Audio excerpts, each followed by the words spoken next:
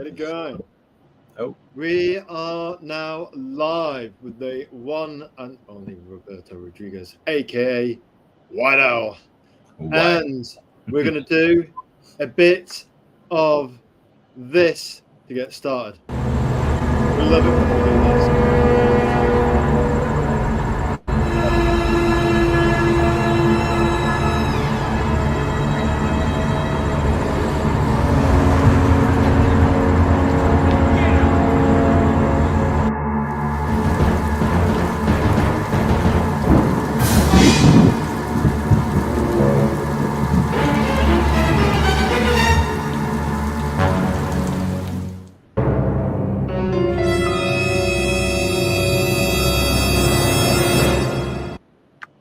How was that, Roberto Rodriguez? How we doing? Oh, Yeah, so we're like doing to- great.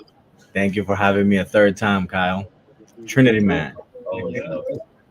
Right, we just left our stream window open on YouTube. We did that a couple of weeks back. It was quite embarrassing. About a month ago now, actually.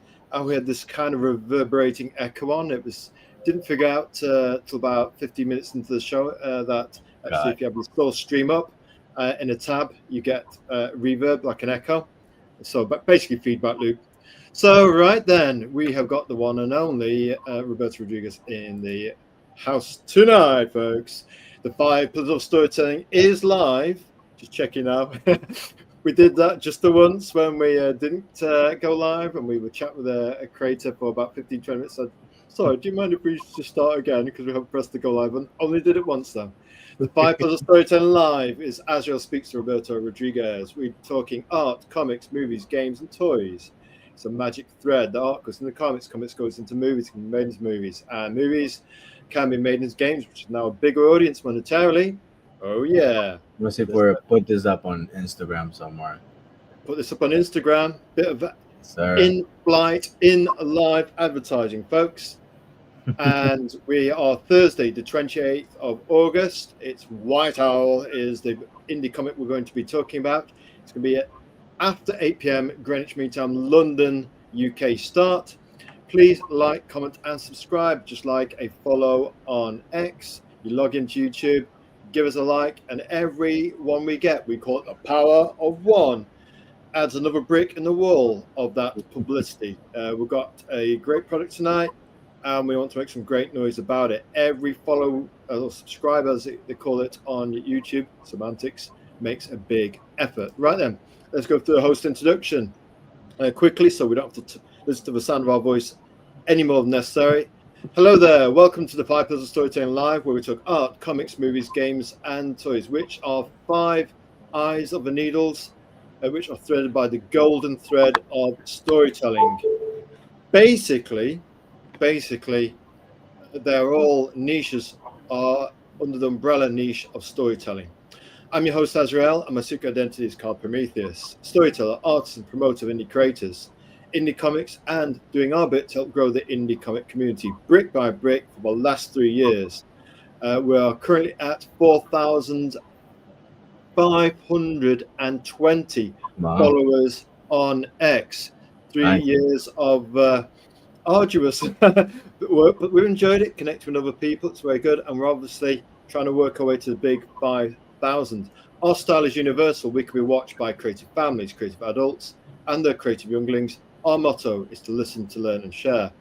To back that up, we've got an inspiring quote. Comics are an international language. They can cross boundaries and generations. Comics are a bridge between all cultures. Osamu Tezuka, legend. Right then, guest introduction. Now, where we get to slightly less talking, I'm going to put the focus on the one and only. Most creators won't sell themselves, so we'll say the nice things and praise them in the absence of that, because most creators are quite modest. So we'll do the, shall I say, giving up the nice praise and the gentle stuff and the gentle words, and give them something positive to let them know that their journey's on the right track. So, guest introduction, Roberto Rodriguez, pros for WhiteOwl. Robert Rodriguez is at Rob0797 on X. He is a poet, actually, folks. Comic writer, colorist with a keen eye for color grading. No teal and mustard from Superman or Fantastic Four on his WhiteOwl book, WhiteOwl.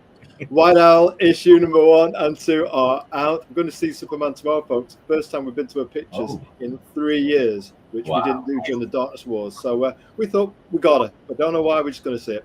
So anyway, yeah, teal and mustard and lots of it.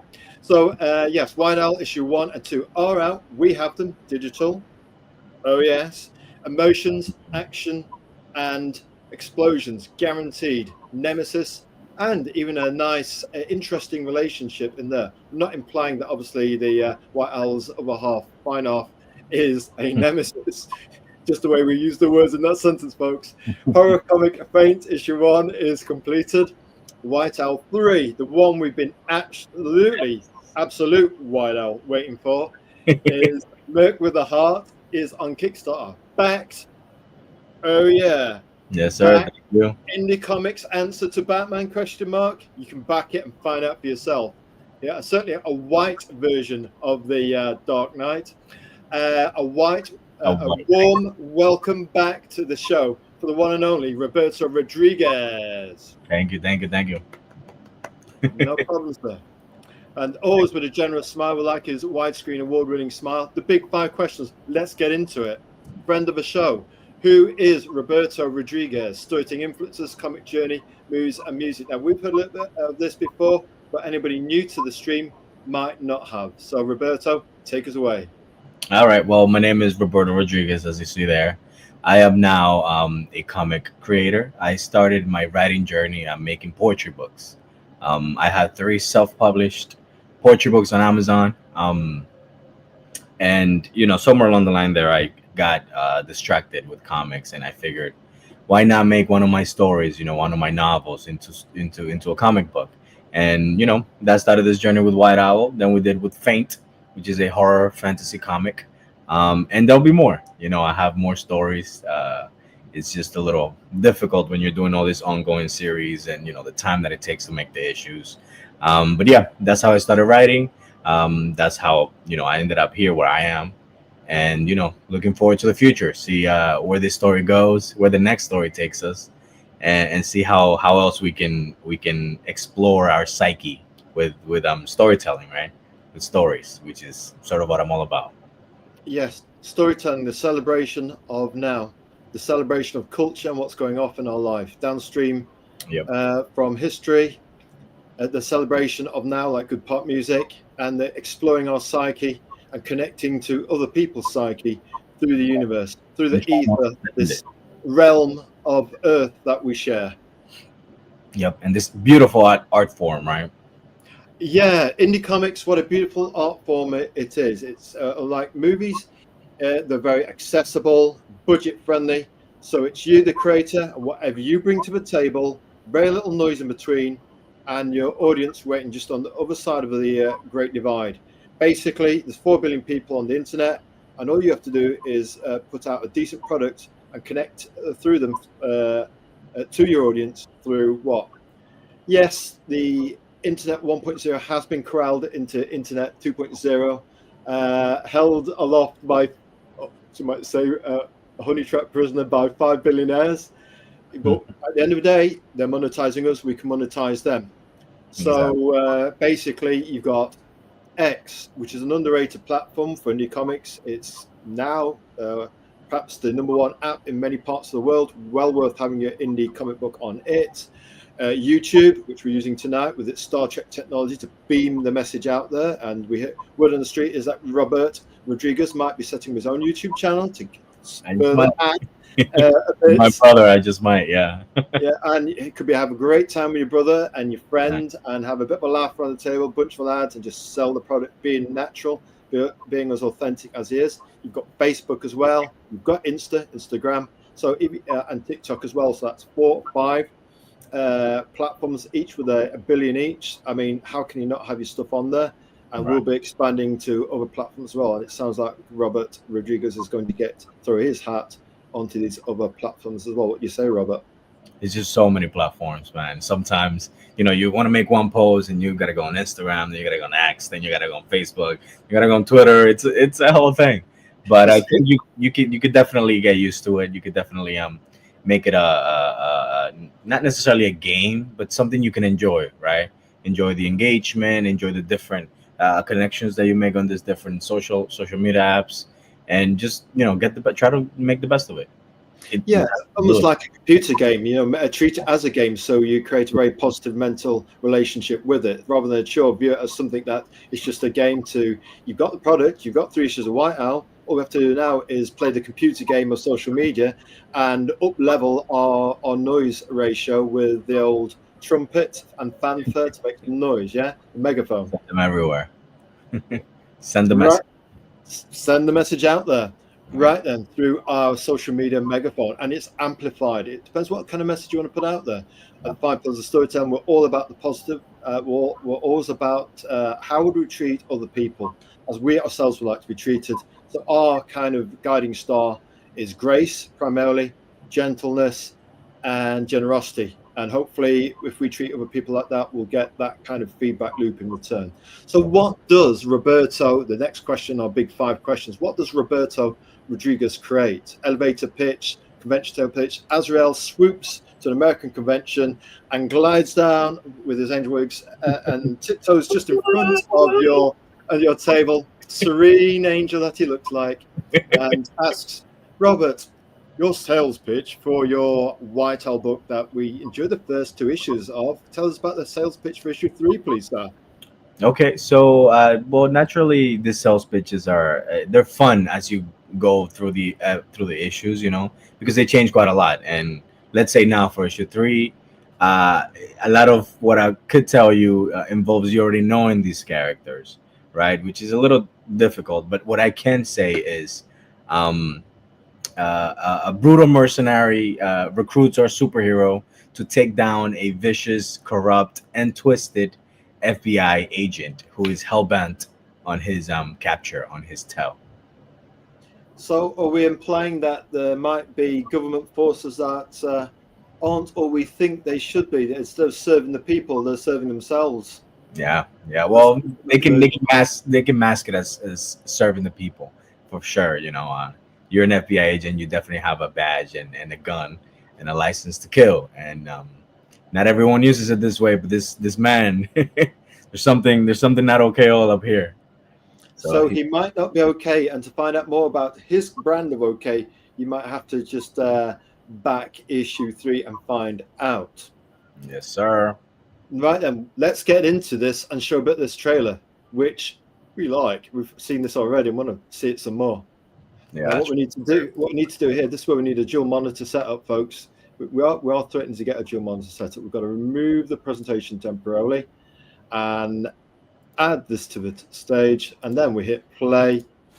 I awoke this morning, watched the news as usual to make sure I'm not there. I noticed a thud in my stairwell, a noise too familiar to a man like me. My countermeasures delayed their entrance.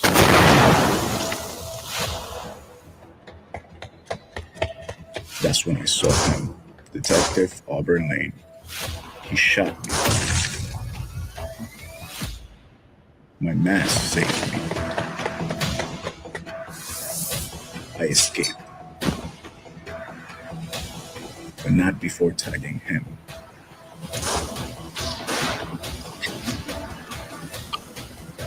I am asking you to help me save an innocent woman.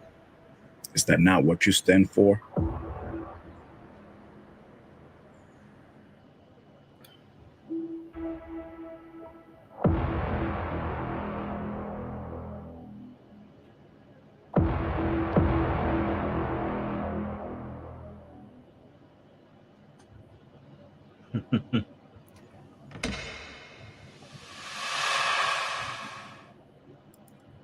Tell you what, we like that. Very Tell us fun. about that trailer. Did you make it yourself? Have a bit of help from your brother? Yeah, so I did edit it myself. I did not animate the panels. The panels are straight from the issue. This is page 6 and 7, I believe. I had an artist animate the panels. He sent it back to me. No sound, no effects, nothing. And then I got my brother to do the voiceover, which was very fun. He did You did a great job, I have to say. he did like 8 takes. At first he was doing a heavy Russian accent. And it was Okay. too funny. It was just I told him I was like, I'm sorry, just drop the accent. It's very funny. It's not cool enough. It's more funny than cool. But then I believe this was take 6. So this was the best take that I did, and You you know did he a had, great job with the voice. There's almost something with a Arnold Schwarzenegger or yeah, another actor vibe there, but it's pitched just right. Number yeah, 6 is the yeah. right take. I did touch it up a little bit in After Effects after but it that's all him. It's he naturally has a deep voice. I told him to make it very deep, much deeper, and yeah, he did it. I edited the video. I added the music, the sound effects, and all that stuff. And what he's saying is also straight ripped from the pages of the issue of this issue. It was a very fun video to make. Yeah, and it's got that borderline intimidating bass to it. We think Yeah, of alpha male going on here. Might want to be careful about agitating him, yeah. otherwise you might get a door blown up in your face. You know what I mean? You just that's going to hurt in the morning sun, isn't it? You open that door, and what can we You know, say? in the first edit, I actually had him say, "My countermeasures delayed their entrance after the explosion happens." And then as I was editing, I was like, "Wait a second. Wait a sec. You know, if I put this here, stop the music and the sound right here, boom, explosion, cinema." So he came up with Cinema. it. We think you got cinema on that trailer, and to me, this is what you need for indie comic promo. You know what I mean? Yep. Although comics themselves are implied motion medium, either the static pictures that imply motion and storytelling between the blink of an eye and a gutter. Actually, if you're selling a product using the language of the now, which is video, and the internet these days isn't like internet 1.0 where it was just rough looking pictures. Today, Yep. the language of internet 2.0 is all about video, isn't it? Yeah. About So that. using it to sell your product makes complete sense. Now, tell us about this juicy, almost Killing Joke inspired cover. Yeah, very, very clean joke inspired. I knew you'd like this because I remember we had a conversation before about the magentas and all the Colors reds are going. raucously good, and almost like implying this deep psychosis this FBI agent has. Yeah, you know, the idea was for him to look a little manic there as he is, but also to sort of take inspiration from what has been before, even though it's very different. I guess in a way it's similar. This guy doesn't have superpowers. He only has a twisted mental. That's sort of what takes him over the edge. It makes him do all the crazy stuff that he does, while still justifying it somehow, some way. But I love this cover. I think this I'm not sure if it's my favorite from this issue, because I do like the other one as well. But this is I color graded it. I made the reds pop out a little more. Added some pink in there. I think it works well to attract you. You know. We can say, from our opinion, the way we see it, you've definitely got a talent for color grading. That we prefer to Superman or the Fantastic Four's teal and mustard thing, whatever that is. There's supposed to be two different movies, two Piss different filter. departments, and yet they both have teal and mustard. Just saying. But here, with the beauty of indie comics is that you get somebody like Roberto Rodriguez, who's got his own style of color grading, where he's thinking about the actual emotions and psychosis of the character as a nemesis. And we don't even think the coloring on the Killing Joke cover was as good as that. So Wow. there you go. Yeah, thank you. I do when I color grade the entire comic, I make color grades for each character. It's just so fun. Yeah, tell us more about that. That's an interesting one. We don't have a question prepared for that. We're just going to ad lib and say you've pulled up a point there. So each character has their own color grading. Tell us more. Sort of, yeah. Well, also each scene almost. There are some color grades that you use for, let's say, longer scenes. But for example, this guy Auburn, this villain, he does have his own color grade, and you could see the difference in the comic itself. Like even within the panels, you'll see that his color grade has this sort of magenta undertone. That sort of makes his hair pop because it's red also, and blood, if there is blood in the scene, I don't know, but it makes these things pop, and it's sort of I think the way that I've been seeing color grade these days is more like music, right? You know how when you watch a show, certain characters have their own theme songs, and absolutely, you'll hear a song coming up, and you'll know who's coming. You know this guy's right there. A bit like Snyder did with Wonder Woman in the Justice movie exactly, and so forth. exactly. And another example would be like The Walking Dead. I'm not sure if you remember the governor. That stuck with me for a long time. But that villain had his own like don't don't. It was like a Own ambient soundtrack. yeah. And I always think back to that, and I love that because you can feel the character before he even makes an appearance. So I feel like with color grade, we can sort of simulate a similar emotion or a similar Like a experience. color narrative for the Yeah, character. yeah, exactly. And it kind of clashes when you have two characters who have two different color grades coming together, and one overpowers the other, and stuff like that. It's just fun to mess around with. Symphony of color grading. Yes, sir. Symphony of color. The Love Symphony it. of Love the Color. sound of that. Love it. And what a cover that is. Is that your main cover? That is the official cover. Yes. It's not a surprise. And another thing we like, it echoes this silver era of comics from the 60s, the Justice League of America, where you had the little figures, and the Nemesis was a gigantically God scale large, but then the Almost looks like he's looking at him. It's kind of cool. it's almost like he's looking at him, and they're in miniature, almost like they're being puppeteered by the puppet master, like that. Classic fingers.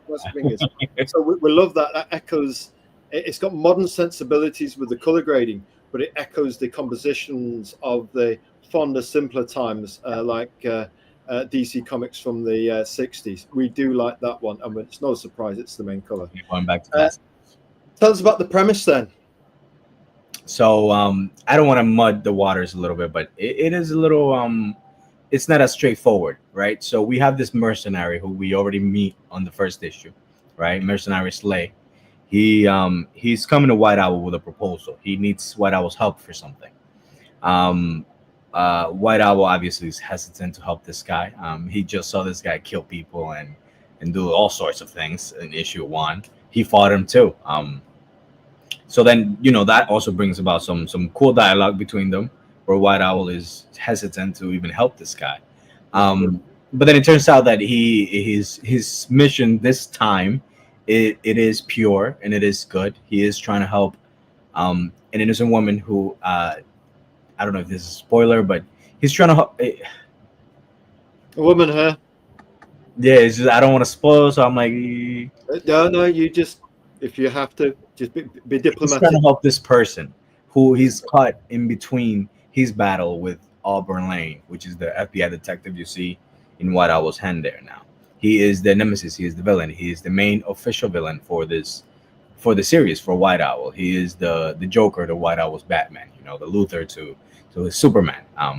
This is his big introduction issue, where he's coming in, and you can see that he doesn't care about wasting a few lives or killing some people or spilling some blood if he gets some results.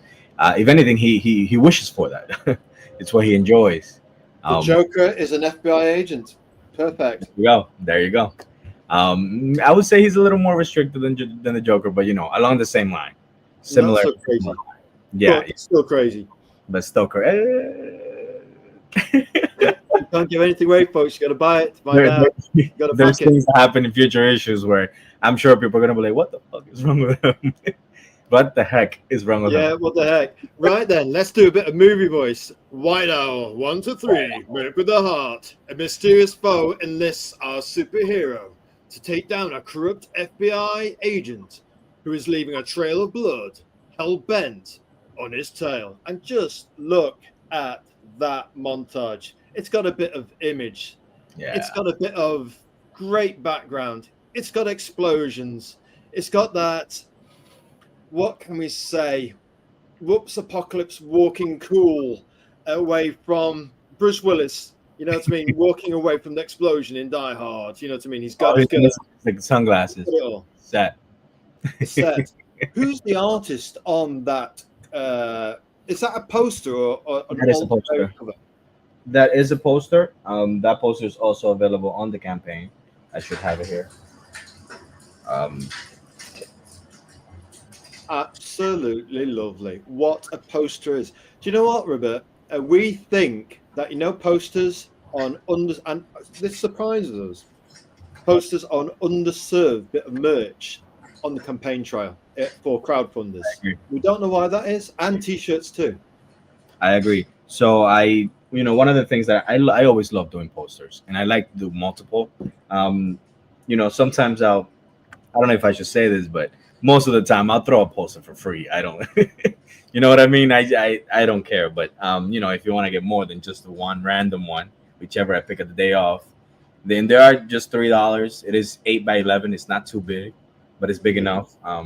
It's big enough to go on your wall and to even frame it. You know what I mean? And have you it. get a few of them, for different characters. Love it. Stuff like this. Some different posters for different characters. I Absolutely. believe I had an offer for this poster and a magnet, I think, for all of the day one followers for the Kickstarter. Day one followers. Fortunately, that's passed, but those are still in there. You can still get them. You can still get them. That sounds like something for posters and magnet fans to have a look at. Now, There you tell us go. about this cover. What, yet again, another kind of, American kitchen sink style cover. I mean, it's almost like Pulp Fiction-esque kind of vibe going on. Tell us more. I love that cover so much that I made it into a sticker. Cool. Let's bring us up on the big screen. Have a little look at that. And a little gloss sticker. And the poster. So it's a variant sticker and poster. It's my favorite cover from this issue. I think it just looks beautiful. And I think it tells a story adjacent with what you get in the issue. So I feel like it's the most connected cover I have to the issue. I don't want to go too deep into it. It could get spoilery. But it's a connected cover, narratively. Narratively, yeah, it connects to the narrative and what's going on here. There's almost a kind of Dirty Harry vibe as well. Pulp Fiction meets Dirty Harry. It's you've got the armchair. It's got lots of detail. It's got that kind of. The color grading on that one, Robert. Oh yeah. So I color grade almost everything, but I can't take all the praise. My artist, this is made by the interior artist, the same guy who did the official cover. Alberto, he's amazing. A lot of the times that I give him the ideas for the covers, I'll give him a color and I'll say, I'm feeling blue for this one, or I'm feeling green for this one. For this one, I told him, I was like, I'm feeling a green, a green tone that overtakes everything. Maybe the walls can be green, which he did. I slapped a color grade on top of that. I feel maybe green with the opposite red of blood, just a good contrast. I like the title too. I like how the title feels like it's maybe a little sort of see-through, right?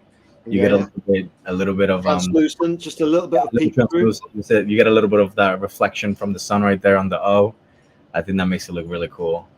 Yes, almost like giving it a bit of burn. Yeah. And that comes from the gut. You've written it. You know what the scene requires. So you've got this gut feeling in terms of color. Yeah, exactly. That's what I was going for. He did a beautiful job. I just always slap my color grade on it to just make it pop a little more. But my artist is amazing. He did a great job with this cover. When I gave him the idea, we went through it a little bit because he had it a little further away. I wanted it more up close and personal, because that's sort of the whole vibe here, So you kind of wanted it just pulled in a little bit. Yeah, that's the editor's right eye.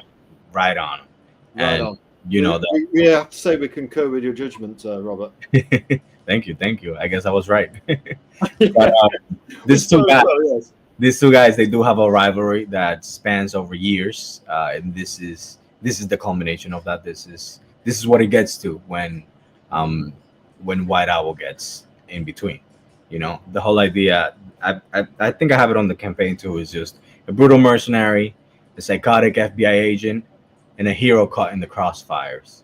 So WhiteOwl is smack right in the middle of this guys, and the rivalry, and Merc with a heart, psychotic FBI, and the WhiteOwl right in between them. That's a bigger sales pitch. We like that one. We can hear the universal ringing in our ears as we say that back at you.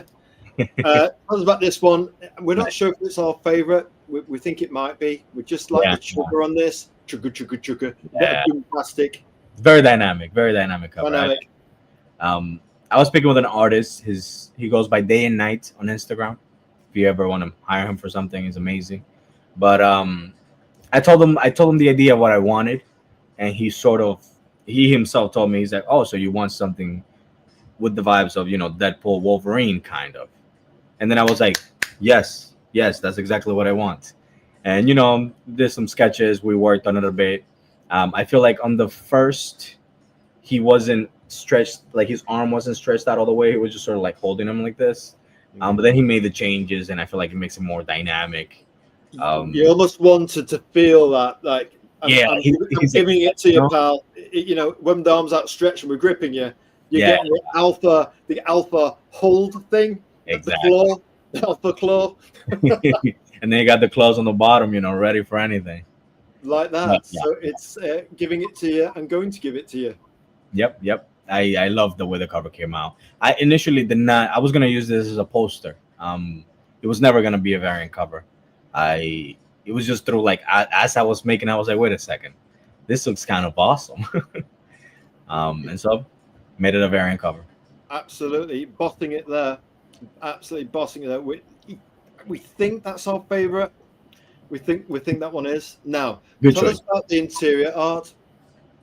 So the interior art, the person who made the official and the other variant, the one with Slay sitting down, he's the artist. And now, I don't know if you remember, but I told you that I had to change from issue 1 and 2.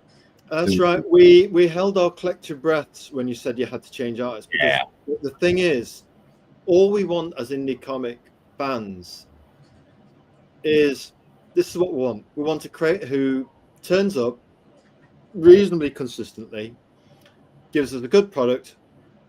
Doesn't matter if it's every 6 months, every quarterly, every bi-monthly, but is on a reasonably consistent schedule. They're giving us the passion, putting their heart and soul into a product. Oh, that's great. Then the courage, because they get it out there. So you've got the concept, you've got the product, and then what we want is conviction. To keep turning up and getting hit and keep turning up until it gets traction. Yeah, that's what we want. And when we have that's how it is, and then it changes. We're kind of yeah. But you know what I mean. But we think you've handled the transition well. Tell us more about this transition.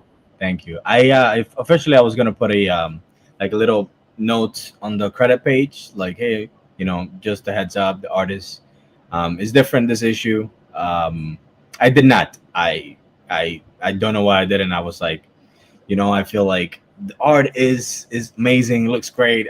It would be a nice little surprise. It does kind of, I just hope it doesn't take the reader out, right? Especially if you read them back to back, if you read 1 and 2. But I think the art is better now, so I feel like it's an upgrade in almost every sense. I did color the first 2 issues. This one I did not color, but again, my art is amazing, and I did color grade it, so I'm still color graded for that finish, that Roberto finish. Yeah. I'm still in there, messing with the colors. I lettered it too, so it still has my signature, I would say. That signature color grading, which we feel you've definitely got a talent for. Exactly. This one scene in particular was fun to make because it's a flashback scene, right? Okay, tell us about it. Flashback. Now we want to know. He's basically explaining what happened. This is the video, by the way. This is the video that was animated. What's up, Tim? The Passion Olsen of Melvin fame. Olsen, yes. We're back 3. We're back for 3. So yeah, he's here telling the story to someone about what happened the morning, that same morning, and how he encountered Auburn again years later. He has, the story follows that Slay he sort of hung up his mask. He's not actively doing what he did. There is a reason why we see him in issue 1, though, however, and that's because he was sort of like I don't know if I should. It's hard to speak about these things without, spoiling, but he was out of the game. And now this guy found him, and he's explaining to someone what happened that morning in his encounter with this guy. That's when he's saying, my countermeasures delayed their entrance, and he just blew them all up, killed like 4 people, 2 injured. So very fun. Then we got the scene when He gets shot in the face. But the mask saves him. Yeah, the mask saves him. He spits the bullet right out, but the mask is gone. It's broken. It's hard. That's actually huge. That used to be quite small, but looks like StreamYard have made it into mega comment. Yeah, that's good though. He pulls your eyes. We're British. We love tea. I'm gonna type that to Tim. Tea. We're British, Tim. British. Tim. But yeah, that's actually the very first panel where we see Auburn in this issue. That panel where he's shooting. That's his very first appearance in the world period here in WhiteOwl. Subtle thing here. So his name's Aubrey. Auburn. And tell us about, you've done a very interesting, you like your color grading, we know, but we noticed this very subtle Gaussian blur camera lens first panel. Tell us about that, because something we won't talk about what we do personally comic wise, we're classified for now, but using Gaussian blurs is a thing we like using. Tell us about why it's Gaussian blurred on the first panel, sir. So that first panel, by the way, it's all blurred out because it's spoilers. I don't want to show what he's talking about there. But there is this hazy color grade on the flashback scenes. The idea is to show that they are flashback. Normally or initially, I think I had them black and white, showing that's the flashback, this black and white, and it looked really cool. It did. But the colors here are amazing. I didn't want to waste that. I wanted to use them somehow. So I gave it just like a little hazy, faded away feel to showcase that it's a flashback. He's talking about something. We're showing a previous scene here. If you can tell on that second panel where he's talking, you can see like his body, his torso area. It's color graded differently than the rest. That's because it's two different scenes, two different settings. And it was a way of actually a visual cue to let the reader know that there's a time shift, a scene shift. That's very good, very clever. It's a flashback. I was gonna do the usual very bright, very hazy, that it's super overdone, and it works. I think it works, but I wanted to do it differently, so I just gave it just a different vibe. And I changed this about 3 times. That filter. So a transitional narrative vibe. We like the fact that you're experimenting that and not necessarily doing what Hollywood does with EG in color, mustard to let it go, Azrael. Same thing. But that's the fact that you're coming up with your own effects, like a color hue shift for a transitional scene, or blurring something with a Gaussian blur, an old-fashioned technique that was used on ladies to make them look younger than they actually were. So if a lady was in her 40s, she might get away with looking in her mid-30s. The wrinkles. No, with the guys, they didn't bother with as much, but the women, they get the soft focus on the face, I mean, makes sense. Keep them eternally forever young. Makes sense. Yeah, but even on the other page you see it, but that's just the hazy color grade that I gave the flashback scene for it to look different. It was very fun doing this because it's the first time that I've actually implemented a storytelling tactic such as flashbacks. Usually they're either shown completely or told through dialogue. This time we're seeing him speak about it as we see it on the background, and I thought it was really cool. Now, what Tim wants to know is, what is the name of Roberto's book? WhiteOwl. And in the Keatonian Michael Keaton Batman voice? WhiteOwl. WhiteOwl. We like that. We love doing that. You doing the Batman voice for WhiteOwl. We love it. I'm going to get my brother to do it. So now you know, Tim. It's WhiteOwl. We're going to type it as well. WhiteOwl. One word it is. Yeah. It's currently on Kickstarter. This is the 3rd issue. We have 3 issues so far. We have about, I think, 2 more weeks on the Kickstarter left. Thank you. This page, if you like it, is actually animated also in the trailer. So you should probably check that out also. He likes the WhiteOwl voice. Cool. WhiteOwl. Yes, that was good. He says that was good. It was good. We like it. We like it. WhiteOwl. Just like that. Yeah. And here we go. Can he sum it up in a movie voice? Well, actually, we've just No done world. that. Tim, what's the matter with you?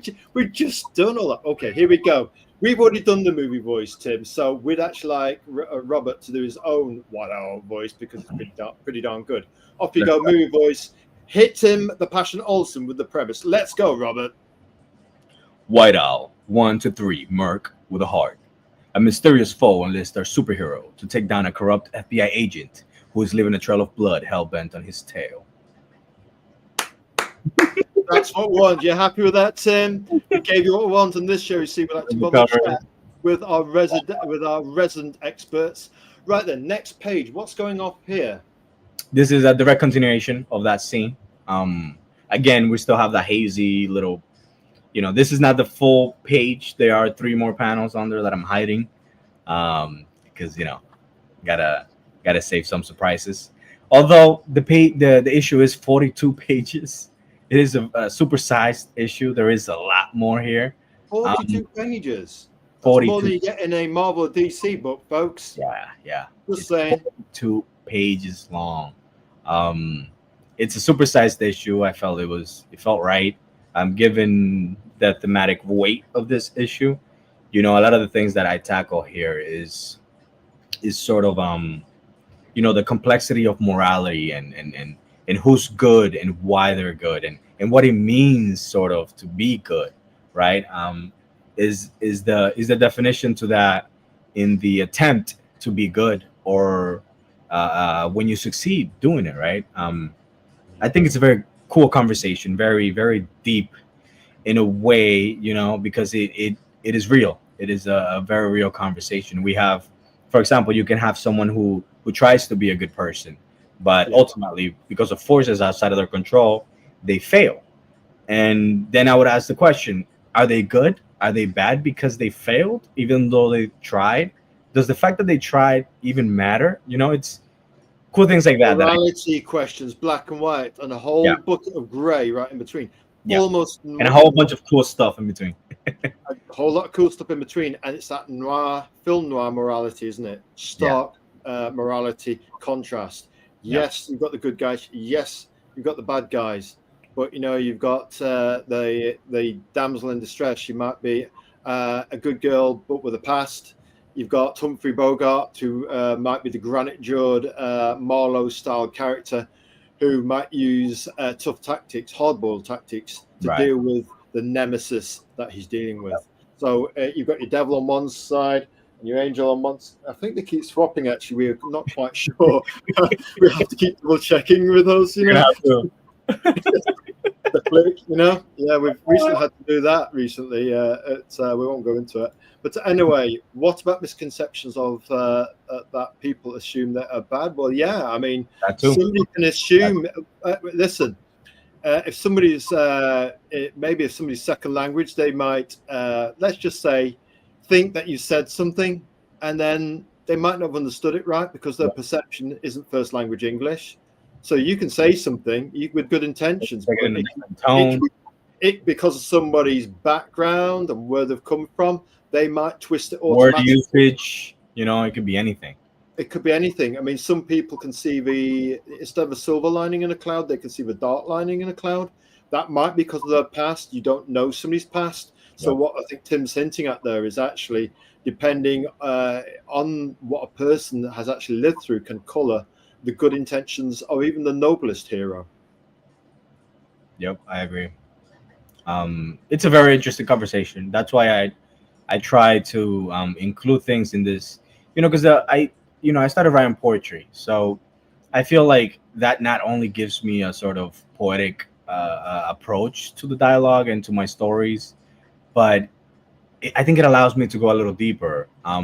Even if maybe you miss it, maybe someone doesn't see it, or maybe it's not, spoon-fed, let's say, but it is there.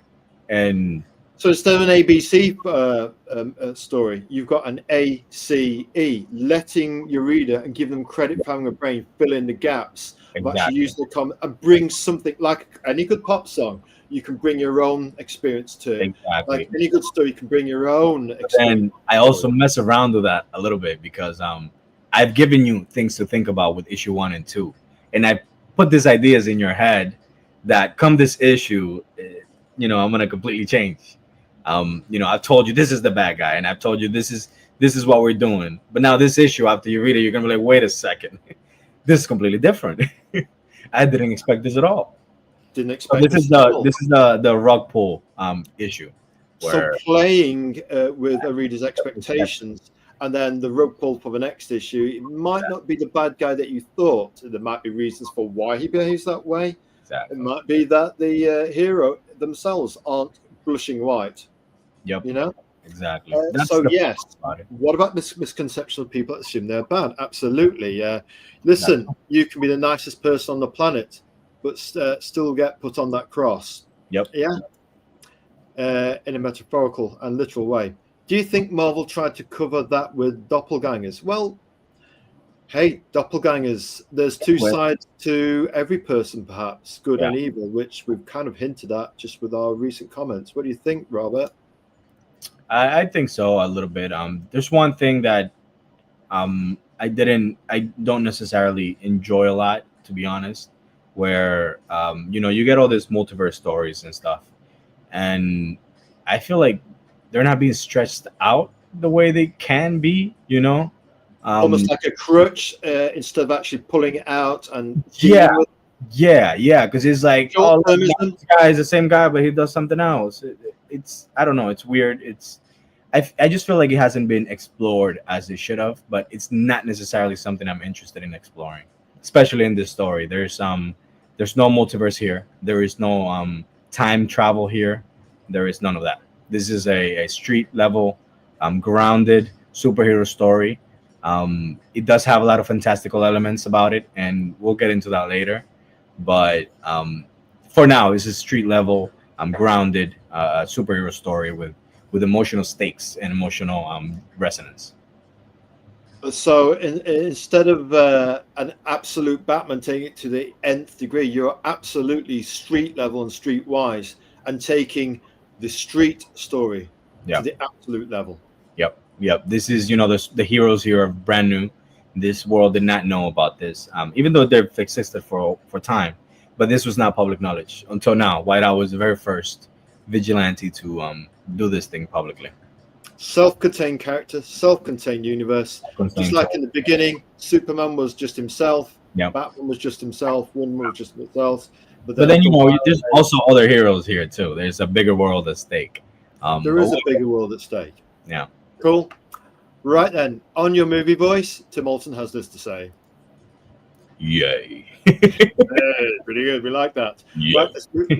Right, tell us about this page. We get to see a bit of WhiteOwl here. We do like WhiteOwl. Tell us about this. Momentum. That's going to hurt in the morning style page. Yeah, that's definitely going to hurt in the morning. Some of those teeth are not growing back. This superhero here, her name is Momentum. She is the speedster of this world.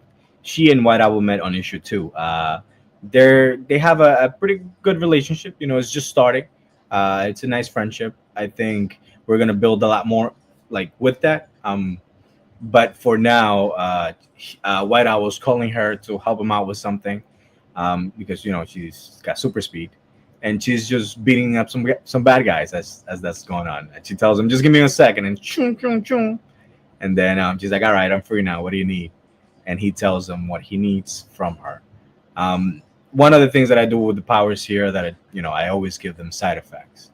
Her, a little nudge to show that they're not just fun. Although she's super fast, she has super speed. She burns when she reaches certain supernatural numbers.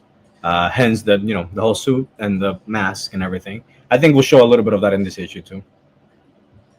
What we like about your speedster doesn't look anything like DC or Marvel speedsters. A completely unique color scheme, a unique take on the powers, the sheer brutality contrasts with the elegance of the other two characters that we've mentioned. And there was that bit of debate on X just a few days ago. Why do all the speedsters? Why has everybody got to have one? And why are they all the same with static electricity? But we feel yours is completely different. I do try it. I don't, I like my characters to be completely original. Obviously, I pull inspiration from different places, but I have these ideas in my head that I want visualized, and that was pretty close to what I envisioned. So she also has the mask on there, so she takes that off when she's not running. Um, her story is very cool too. On issue 2, we get like her origin when her powers came in. It's very bloody, but I think it goes in tone with the rest of the series. We do like that hard-nosed trauma that you seem to have as an undercurrent in the series, but also your speedster's female as well. So that again is another take, it's another point of view. Possibly a lady with a traumatized past as well. It's all adding up to one compelling word, folks. Back it. Or Yep. back. Back it now. Back it now, yeah. And again, using this kind of Gaussian blur at the end of this page, again, to initiate a scene shift or a flashback. Yeah, and hide the text. Something good. going on there you're not supposed to know about yet. Yeah. So again, it's that little bit of a tease. That, I can't read it, man. What does it say? You know, I don't know. I don't know what it says. It's kind of like it's teasing into our curious nature. All I say is that is Auburn, and he is doing some highness stuff. Some Absolutely. very highness, activities or plans. I mean, just look at that bit of buashaka to the face. I mean, his face has just exploded from a high-speed kick, folks. I mean, my gosh, brutal elegance. Yeah. Now, tell us about this page. So we get a little more on Nubia. Nubia is WhiteOwl's girlfriend. She's his girl in the chair, and we have a little. I would say the calm before the storm for Auburn. Maybe not the calm before the storm, because he's already done some stuff here, and now he just needs to wait for his plan to sort of realize. So he just goes, stops somewhere, gets something to eat, and you can see he's still thinking about the mark. He's still thinking about Slay. He's wiping down blood from his boot. Why is there blood there? I don't know. We're thinking the Sweeney. If you've never checked out the Sweeney, go and check out the Sweeney on YouTube. It was a brutal 1970s style cop series that was quite documentary cam innovative for its time, and you'd have a bit of police quote unquote interrogation. And we also want to ask a little bit of a question. You've got a relationship in this. Often the hero's on his own, and you think, why is the hero on their own? Well, because they dress up as a bat and wander around the city, and if they had a wife, they'd be out wondering, why is he not in bed? Where's he going? Etc. But here, you seem to have a relationship, and well, we don't give anything away from 1 and 2, but we feel she's very invested emotionally, and the relationship comes across as very, very real in some ways. Real, yeah. There's a sense of emotional investment, yeah. And that one person cares for the other, and you see it in little ways. That was definitely the intention. I wanted her to sort of be a big presence in his life, because he's not doing this all by himself. Half of the time you'll see her in action also in this issue, taking charge and sending them, do this, do that, go over here, go over there, because she is the smarter one. She's the smarter between the both of them, at least in this world where he has to be publicly out there, and he has to watch what he says and interacting with other people and stuff like that. She's definitely more educated than him in that way. So she's the one basically behind the wheel. He wants to be the hero, and she's the one that's going to help him do it. There's no Alfred, but you've got a strong woman behind a man. He's got the talent, he's got the raw materials, and she can help mold him into the hero he needs to be. Yep. He hasn't got it all figured out, which is the subtext of that, which we like the idea of, which means the reader can learn with the hero. Yeah, we'll see a little more about their because they have a very peculiar way that they've met and like start to the relationship. Is very like submerged in White Owl's past and the things that he's trying to change about himself. So we'll get to see that later on, to understand them a little bit more. But she's basically his anchor to his humanity and what makes him work, basically. We think that's beautifully summed up. She's his emotional anchor, his foundation, and gives him a base. You know what I mean? He's got all this talent and raw materials, but she's she's his rock. Yeah. Because it's normally the way around. Nicely turned and twisted, a twist of lemon there. Yeah. Tell us about this one. We've got some unusual kind of coloring going on at the top. Yeah, it does look like it's part of the page, but there are 2 panels there that are hidden. Oh, yes. Another spoiler. Maybe, right, go on then. Okay. Maybe some Auburn doing some things. I don't know. Yeah. Okay, we see. But there are 2 panels that spoil something for the story. The rest that we can't see is a new character that's introduced in this issue. It is this guy. His street name is The Kid. He is a young kid, but he is very powerful. He has the power of electricity. I don't know if you ever played Infamous. Have you played Infamous, the first games? Go tell us more. He has sort of like his abilities. He can control basically electricity and we use it in ways that can pretty creatively do a lot of things. So he's I don't think this is a spoiler. He's these guys owe him money, basically. They robbed one of his workers, one of his guys, and he just goes there to extract payment. He just goes right in their front door and say, "Hey, listen, my guy, you owe me $1,500." A bit Stuart and Brian Family Guy, that episode. Going all soprano. Where's my money? Where's my money? You got my anymore, but you know what we mean. Exactly. Where's my money, man? Yeah, basically. But what we like is the implied subtext there, that it's not just to blast somebody, but that there might be subtle usage of electrical powers that you might not see with Marvel's Electro, which is basically Electro throws blast at Spider-Man dodges. But you're saying that this guy might actually be a little bit more intelligent and subtle in his use of electricity, a creative uses of it, because you think of it, electricity powers a person's nerves, it powers the ether of the world, it powers devices. Go on. It basically everything uses electricity, right? And he actually does something towards the other end of his little arc in this issue. It's not too big, but he is there, where you can see that he could even be in a way that's not necessarily like lethal, right? But he can use them to sort of scare someone and let them know, listen, I can literally control this thing. You really want to mess with me? Is that really what you want to do? You have a little gun. I can basically see those nerves in your hand. I can make your wrist go like that. Exactly. Or your arm go like that. But the kinetic energy and all that stuff that you can do with electricity, you can get pretty deep, and it can become really fun to mess around with the power like that. I think you could control some of his nervous system and give him the old puppet master treatment. Yep. He can Old Man from Tales of Suspense, Iron Man.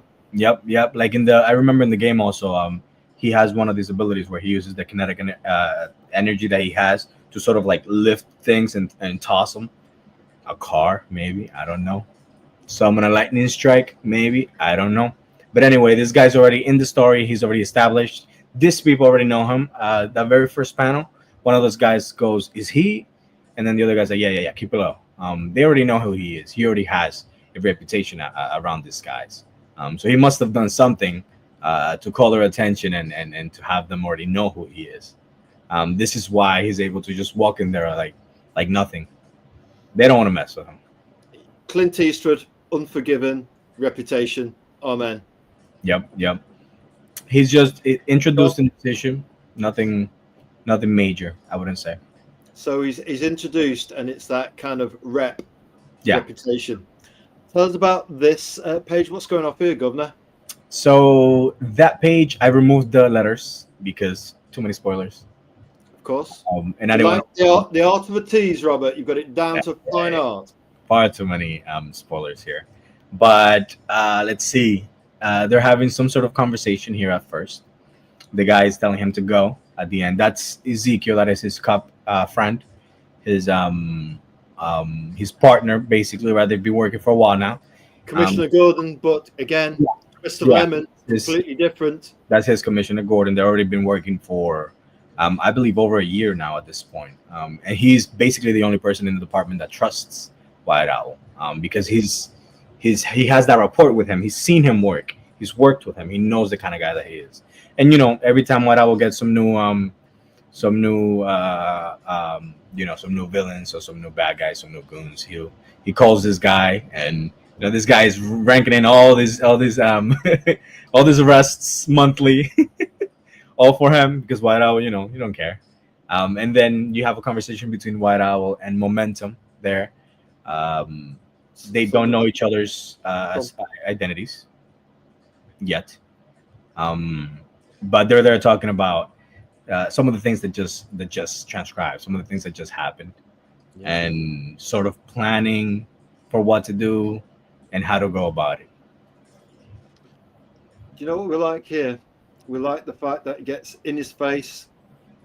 We like that bit of explosive, emotional, abstract energy in panel 3.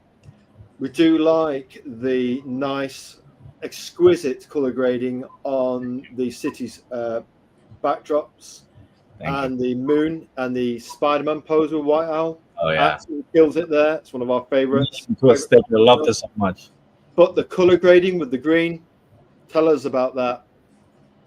Beautiful color grading with the green. Thank you. That was actually well, let's put on big screen with that. Yeah, it's pretty awesome. Sticker. Awesome. I put on my sense that he wanted one.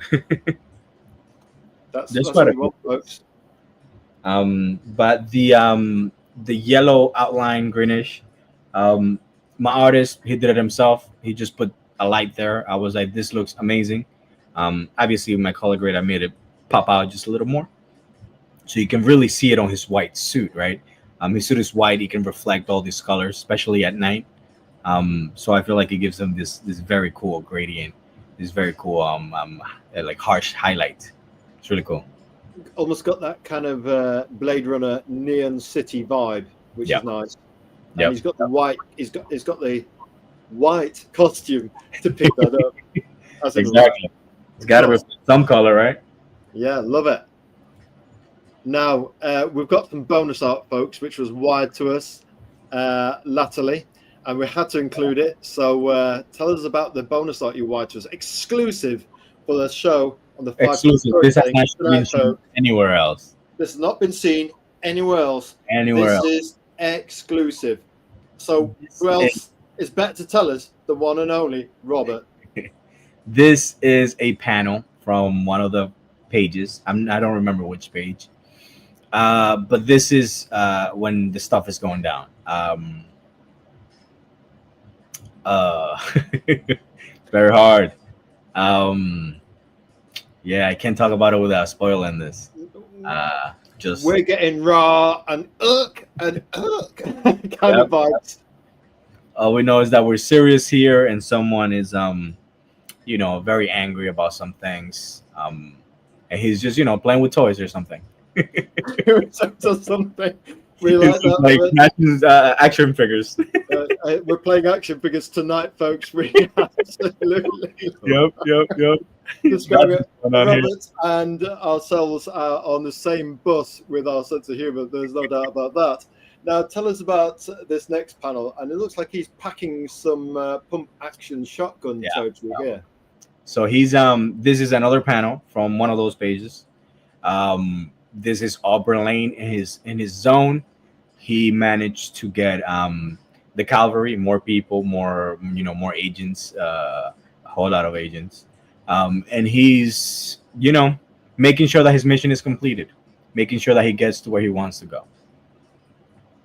And again, this is just one panel from the full entire page. So if it looks this good, imagine the full page.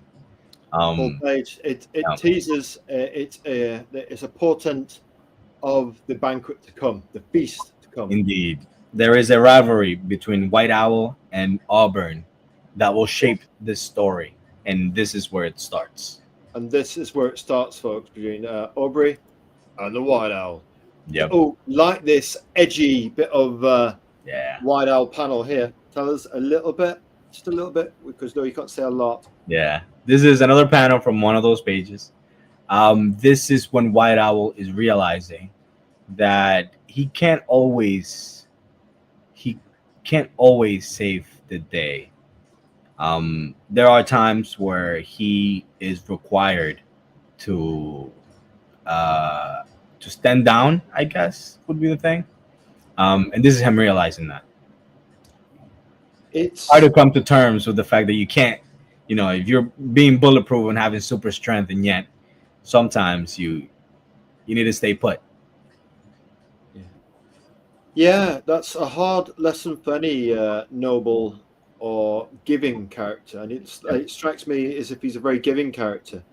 You can give almost to the point of over giving, and if the other person isn't in that place to receive it, there's no force on earth. I like that you said that. There is a conversation that says almost exactly that here in this issue. It's a conversation that you can have in real life, and Yeah. it's a conversation you can have in a comic, and it doesn't matter. Sometimes you can push, and you don't realize the last thing you need to do is Yep. push. What you really need to do is back off for an hour, a day, 2 days, maybe even a month, maybe even forever. And to Not that we everything needs a say reaction. that's a pity. But go on. That's just the way. Not everything needs a reaction.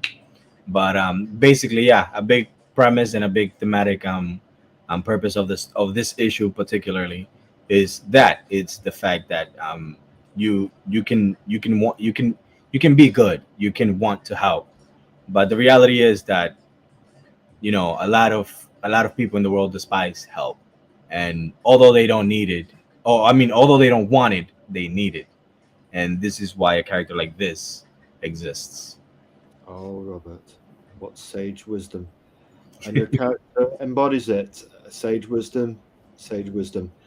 Yeah, somebody might need your help, but but sometimes where they're at in life and the past experiences, Yep. the shadow of the past, could basically mean they reject your help and push it away and run away from it, and will completely shut down, and almost have an emotional meltdown away from that Yep. help, almost to the point of despising it, and it's complicated, I love that you use that word again. It's in the comic too. It's in the comic too. You know what? Stars of Destiny, Robert Rodriguez. We cannot say no more because we are bound by discretion. Yeah. But we're glad your art is mirroring our reality. Thank you. I do try to have this heavy themes and this heavy conversations, although obviously it's not the whole time, and they could be having a conversation. It could be 2 or 3 lines, but the point is there. Somebody asks White Owl. White Owl asks somebody, is it wrong to use these abilities to help those in need? And that person says, no, but it is foolish to think that you can be a hero in a world that despises help. So White Owl's response to that is, despise it all you want, but some need it.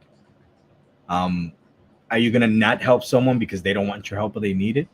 Are you gonna stand down because they're maybe not appreciating you the way that they could and they probably should, or are you gonna help anyway? That's sort of what he stands for, and I think that I show that in this issue. So it's very cool thematic relevance here. We're going to look into our green light of our iMac, and we're going to connect with our audience. And all we will say is, listen if you have ears. Next panel of bonus art, and we like this one. It's got that And first time shown. I have not shown this panel yet. exclusive to the Five Puzzle Storytelling live chat. We love it when we get exclusives. We just get so excited. Right down to custom letter for a speed character, right through to the innovative way that the speech bubble is foreshortened itself. Not just foreshortened art with the speed boots, but actually the speech bubble is foreshortened as well. I'm ready. I mean, where do you get a female speedster character like that? Worth backing WhiteOwl 3 just for this panel. Go, Robert. Tell us about it. Thank you, thank you. Well, here she's helping Nubia and White Owl. Do the thing. By the way, Nubia, obviously she can't also, White Owl's girlfriend. She can't just give her real name away. No. But the sort of person that Momentum is, she's very playful and she's very, she's gonna want to talk to you. So there's another panel where she tells her, you can't tell me your name, but I need to call you something. Mhm. So she suggests a name, like a code name for her, and she ends up liking it. So basically, from this issue onwards, that will be her code name, and it's White Talent. So just her playfulness, and also playing on that trope from that comic book character, always naming the villains and always naming the people, and always playing a little bit with it. She names her too, and gets her code name. CB radio, folks, lives on with code names, those Yeah. kind of trucker CB radio kind of code names. And comics superheroes are founded on code names, aren't they? And CB radio S style names. Now, what we like about what we've seen so far in this presentation, Robert, is the way that you are building out your cast of characters organically. Is that intentional? Yes. So a lot of this is intentional. I wish we can do another one of these shows after you read the issue, so we can get into the gritty, the spoilers, all that stuff. Because it's just so fun to talk about. That sounds like the beginning of a beautiful friendship, Louis, he says in Casablanca tones. And when we've read all three in detail and given them the second and third pass, we shall get you on for another, Spoilers. a fourth record appearance Yep, on the yep. 5 Plus Storytelling. So that's another open Yep. invite. Who have we got in the chat tonight? The one and only Killer Queen of Indie Comics promo and winner of a 2024 award for being the Killer Queen promo of independent comics. It's the one and only K-pop Junkie. And we're just Welcome, Katie. Welcome, K-Pop. we're going to say welcome, K-pop. So we're going to do our test our multitasking. Actually, K is lowercase. We're going to get it right. K-pop, and I'm going to Junkie. Going to type that in. Welcome back, Junkie. Great. Word on the street is that K-pop Junkie might have an open invite for this show at some point in the future. That we might be having a little chat. Don't know. I just met with her a week ago, 2 weeks ago. Had a great time. Yeah, it's great to have K-pop in the chat. There she is. And I'd say what we like about her. Oh, she is again. Hey, hey, hey. And we're going to give you some hey back. Hey, hey, hey. That's it. Hey, hey, hey. And you know what we like about her? She is professional. Somehow managed to get, if we've done a 1,000 indie comic projects in 54,000 posts, K-pop seems to have done another 1,000 indie comic projects that were beyond the reach of our surrounding army. She's professional. She finds them. I don't know where she finds them from. She's very cosmopolitan. And what she does is she backs and boosts people to goal. And the very clever niche of actually, somebody's only got a few days to go and they're short of the goal. And one person needed about $1,000 and she managed on her show with 2 days to go to boost them to goal. Nice. Very good work, we have to say. Yeah. So I'm gonna do it. Yeah, there you go. WhiteOwl and Jude being on the show there. What? There she is. Woot. Absolutely. And we say, welcome, K-pop. Great to have you in the chat. Yes. There we go. Yeah, about a week ago. Good times, Roberto. Yeah, we're going to do a lot of laugh out loud. K-pop, if you happen to wander on our show discreetly in a few weeks' time, we might have a bit of fun. Just saying, you know what I mean. We like to have a bit of fun with Robert and our guests and that. Do you know what I mean? No problem, K-pop. We appreciate all you do for the indie comics community. And you've got people like her. She's like the female feminine energy aspect to it. It brings a very different approach to indie comics promo. Then you've got John's Longbox, which is the other tower. You know what I mean? These two pillars of indie comics community. And is it true, K-pop, that you can vote for you in the Community Podcasts Awards? we'd like to get that link. If you put that link to us, you would DM it us, or It is true. or link it to our main X space, and we'll go over there and give you a vote or 2 or 3. So yes, we've got no luck on our end either. I'll send you some more. I'm ready. We love this speedster.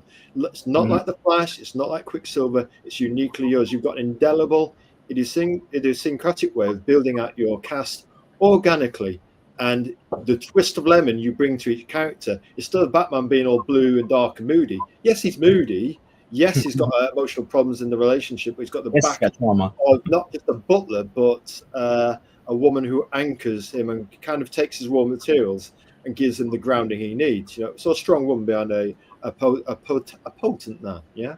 Yep. Here we go. She says, "Yes, I'm up for 4 comic book community awards." Yeah. If you send us the links to the 5 pillars of storytelling, we'll basically vote. Absolutely. Put the links in here, or send the links to Robert and myself. We'll see if we can get you a vote your way. And here she is. Yeah. I like Momentum's design. She likes her design. There you go, Robert. You got some feedback. What do you think? Yeah. Thank you. I think we spoke about her a little bit before. I don't know if I mentioned, but she actually burns, like her skin burns when she reaches supernatural speeds. This is why she wears the full. Yeah, this is why she wears the full, the full getup. The mask does come off. She has one of those face masks on there, but she takes it off, clips it on her shoulder, and goes about her day. I think we saw it on that previous page when she was speaking with WhiteOwl. Yeah, it is a cool design, K-pop. It is a cool design. Thank you. It is. Right, next panel. Tell us about the crowdfunder, Robert.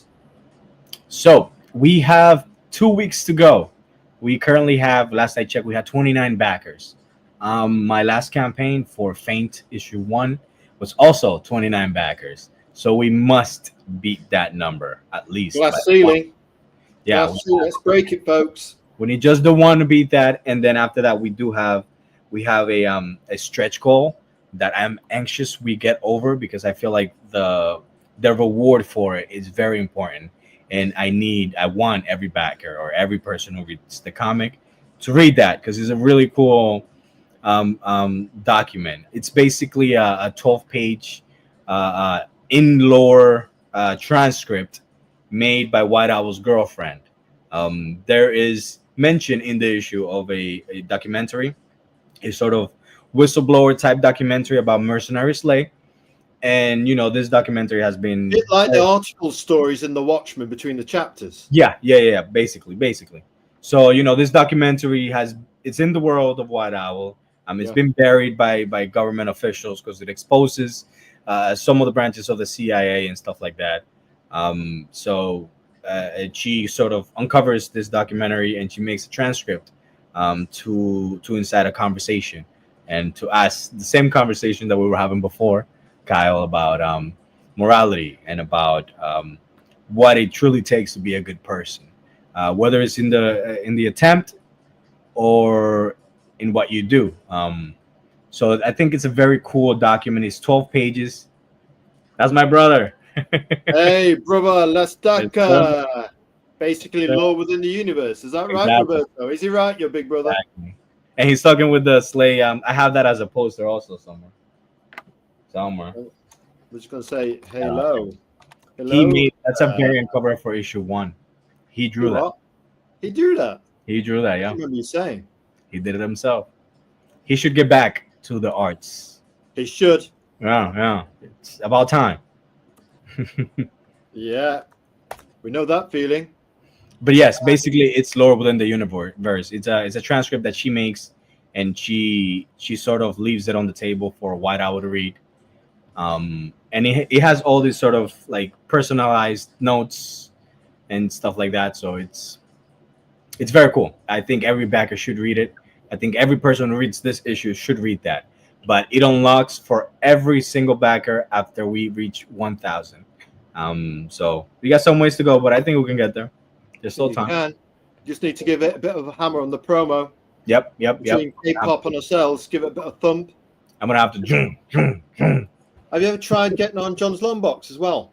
I have not. I have spoken with him before, I believe, but I have not yet. I'll Might speak be to him. might be worth approaching him. You know, he's usually good at getting guests on his show. He's done everybody from Eric July to Jim Shooter, the late Jim Shooter, God bless him, Trick Dixon, all the heavy hitters, but even people who need exposure. Yeah. Might be worth just trying him one more time. You know, just saying.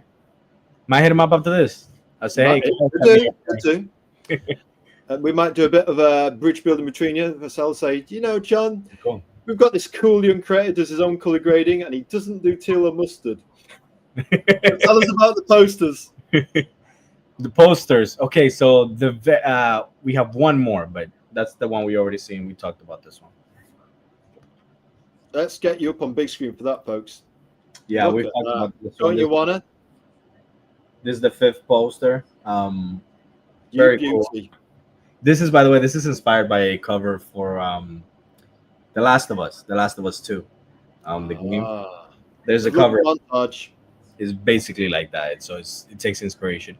Poster 1 is a completely new artwork of Mercenary Slave. I got the artwork done before the issue was even finished, so I've had it for a long time. That one I colored myself. Go on. Yeah, that's the only one I colored myself. Artwork, poster number 2. Actually, I colored that one too. Our favorite, and we like jigsaws. We're just obsessive. And the one question I'm going to ask you now, Roberto. You know what the question is going to be, don't you? Probably do. Why isn't there a WhiteOwl jigsaw puzzle as merch? That's true. Maybe that's coming. I'm not sure. Premium merch for maybe WhiteOwl 4, maybe, because that would be. I am looking for ideas. Well, you know that the Joker FBI agent. That's one. WhiteOwl in his signature Spidey pose, 2, right. And the guy in the chair giving up some Dirty Harry pulp kind of fiction. Yeah. Those are your 3 jigsaw puzzle premium merch for issue 4 campaign. Maybe I do that for issue 4. Interesting. Intrigue. So yeah, poster number 2 we're bringing back from our last campaign. Unfortunately, I will be very forward in front with this. And a certain big brother agrees. Just saying. We'll just recline. Yeah, he's right. It is a great idea. Just might. Who knows? But that second poster is coming back from the next stage, from the previous campaign. I'm bringing it back because I love it. I did color myself. I did the jigsaw effect also myself. This was made by an Instagram. Got a Photoshop filter, that jigsaw. It's very good. Yeah. The original artwork doesn't have it. It was just inks. I colored it and then I added that on top. Very nice. It sort of goes with his arc in the story. But I'm going to be very forward. That character, his name is Paradox. Actually, he hasn't even been named in the comic, but I've been marketing him as such. That's his name. He's introduced on issue 2. He does not appear this issue. His arc continues on issue 4.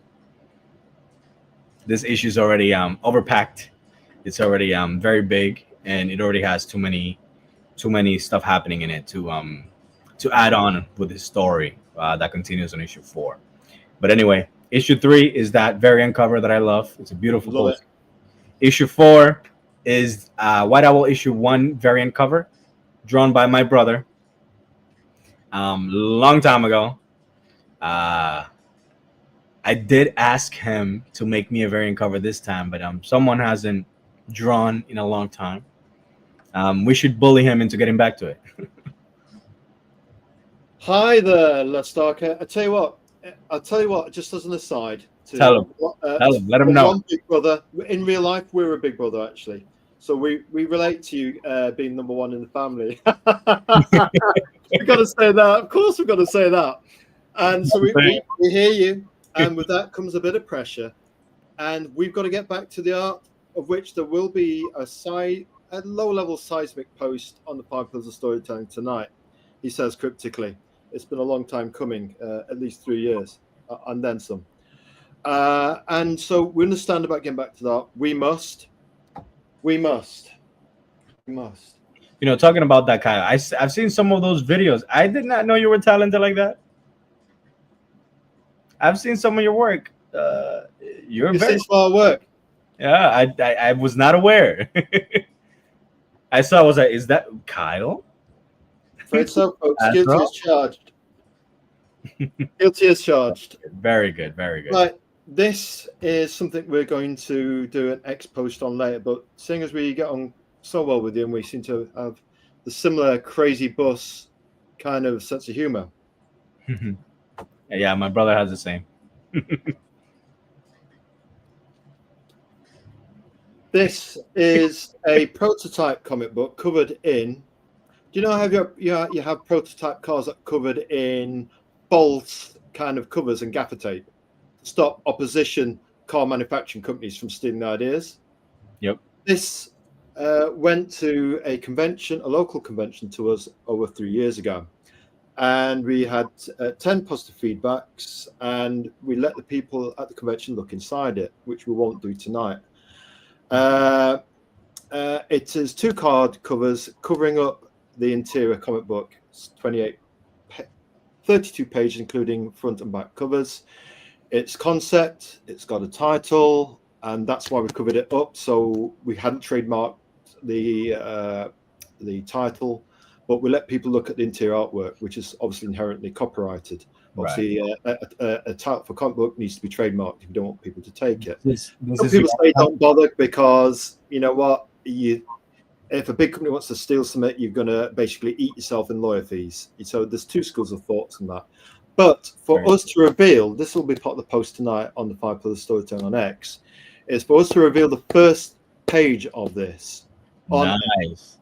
We have got to hit 5,000 followers to actually reveal the first page of this.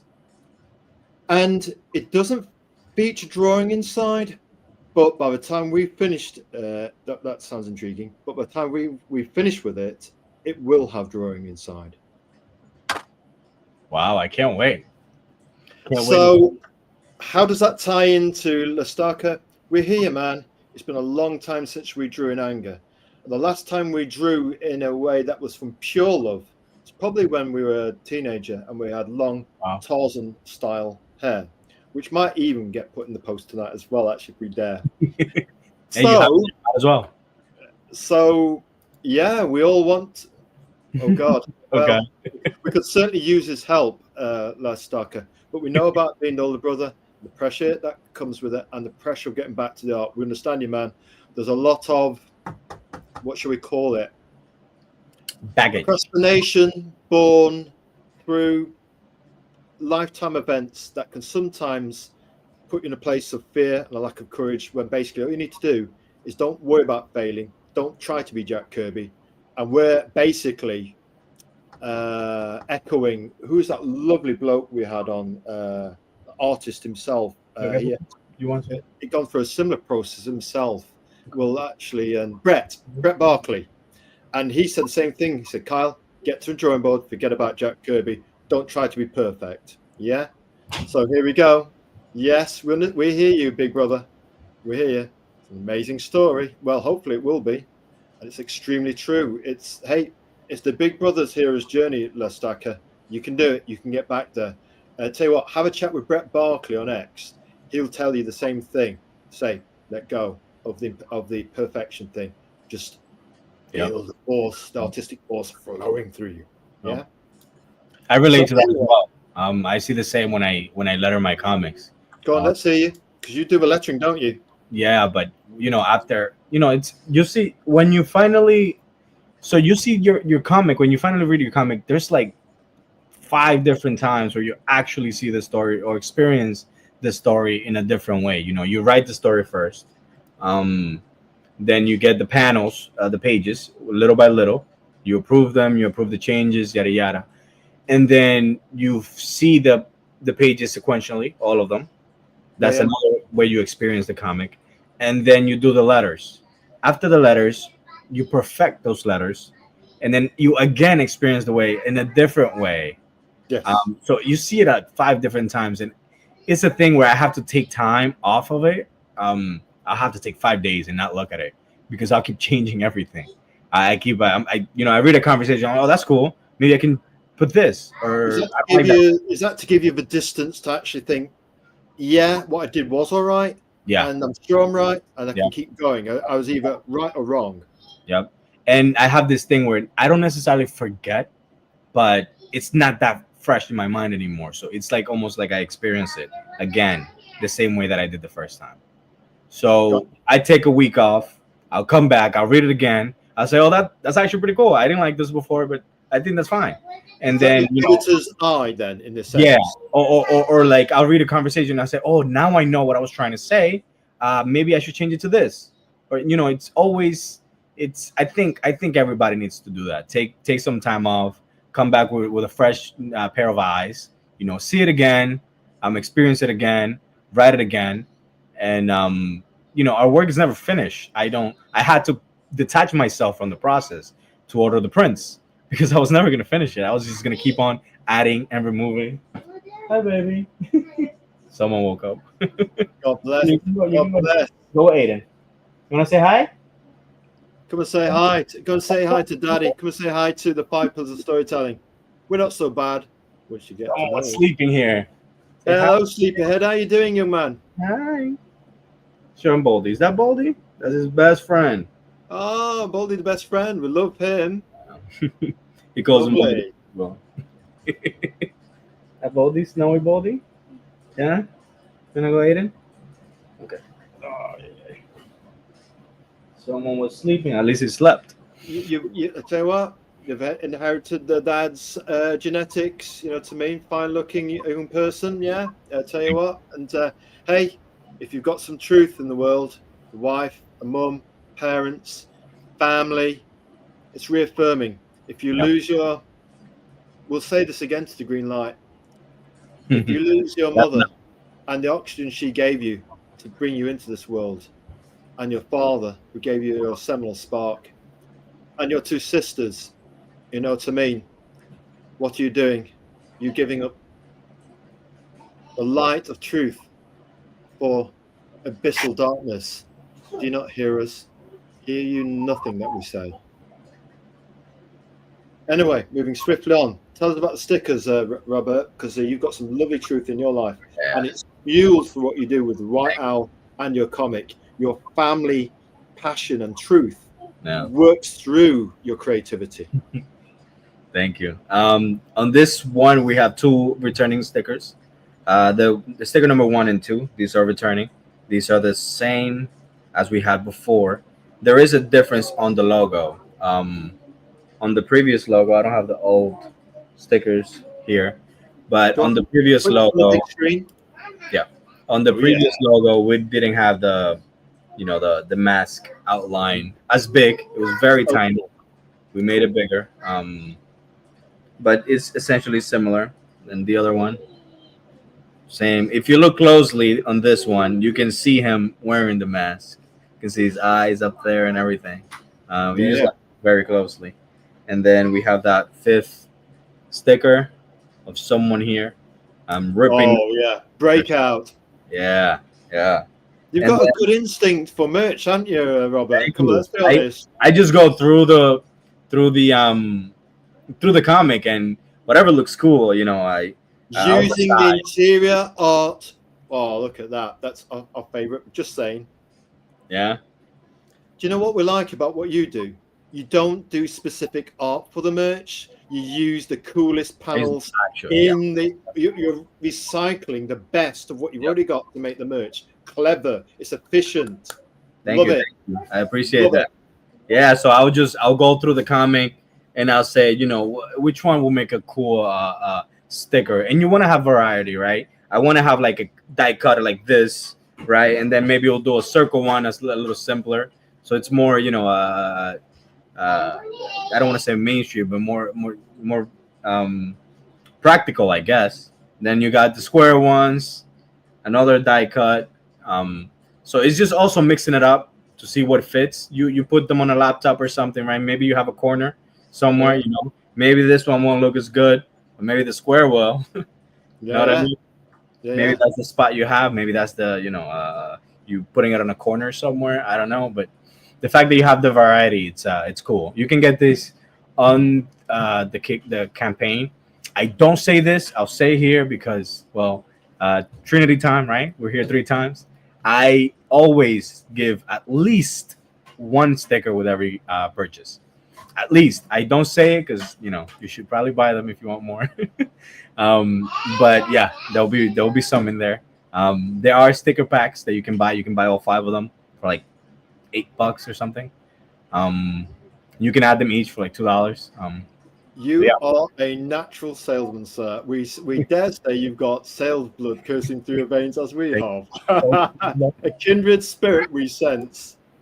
Oh, we cut. Come on. oh We've got yeah, to do the fridge magnets, man. Come on. that's the magnet. Let's see if I have that here also. That one also another square. I was sort of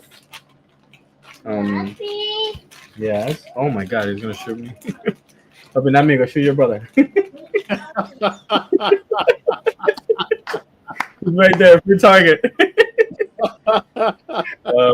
These are the Let's magnets. put that on big screen. That one's got a man. We got to look at that. You beauty. WhiteOwl really stands Yeah. out there. Oh, he's out here shooting from his air gun. Yeah, yeah. But yeah, some new merch this way. I was thinking of doing. I don't know if you remember, but last campaign I did hats.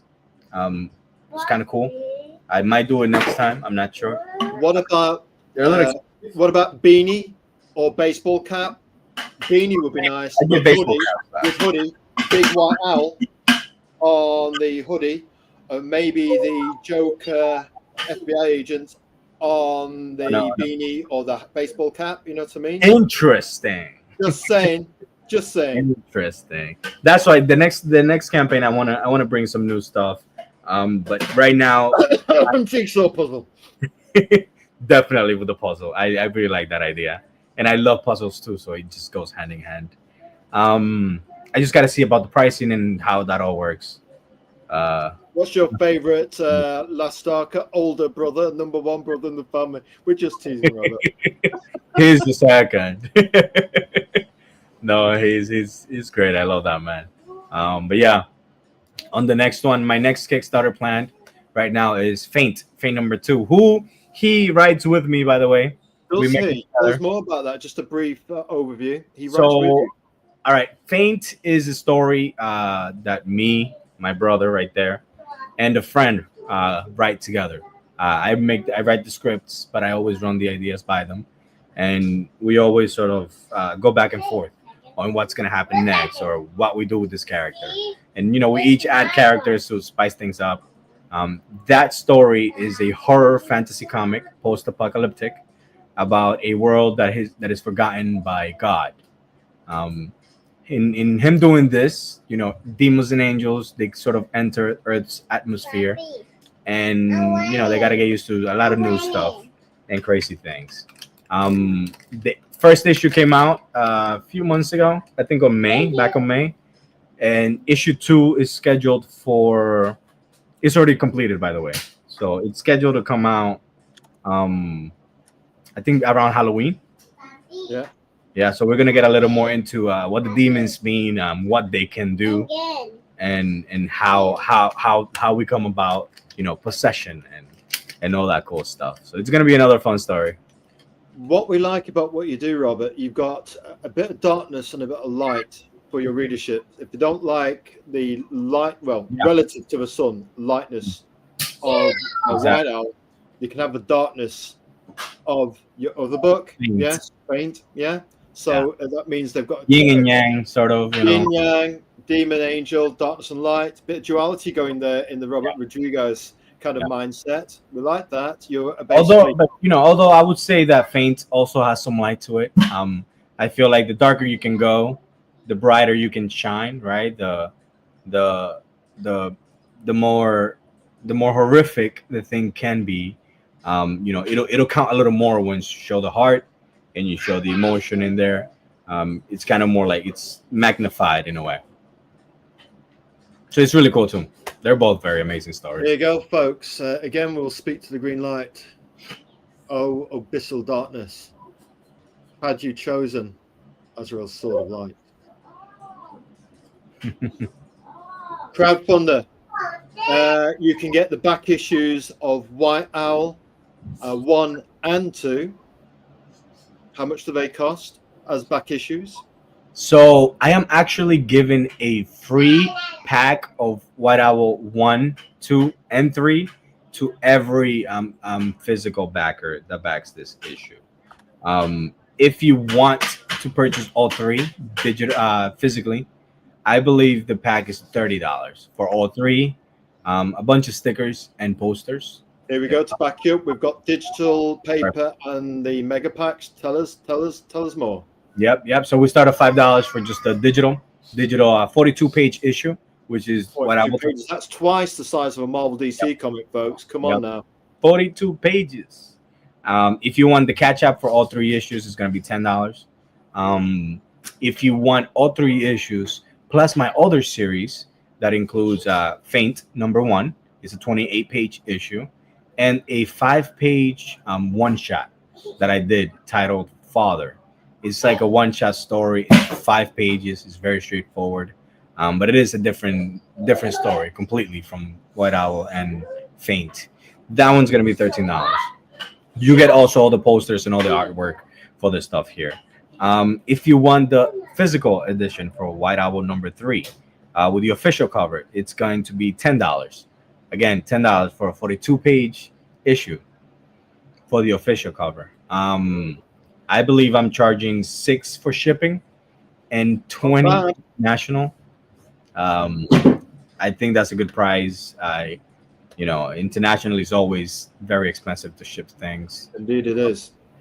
So you never know. But you can get the variants A and B for $15.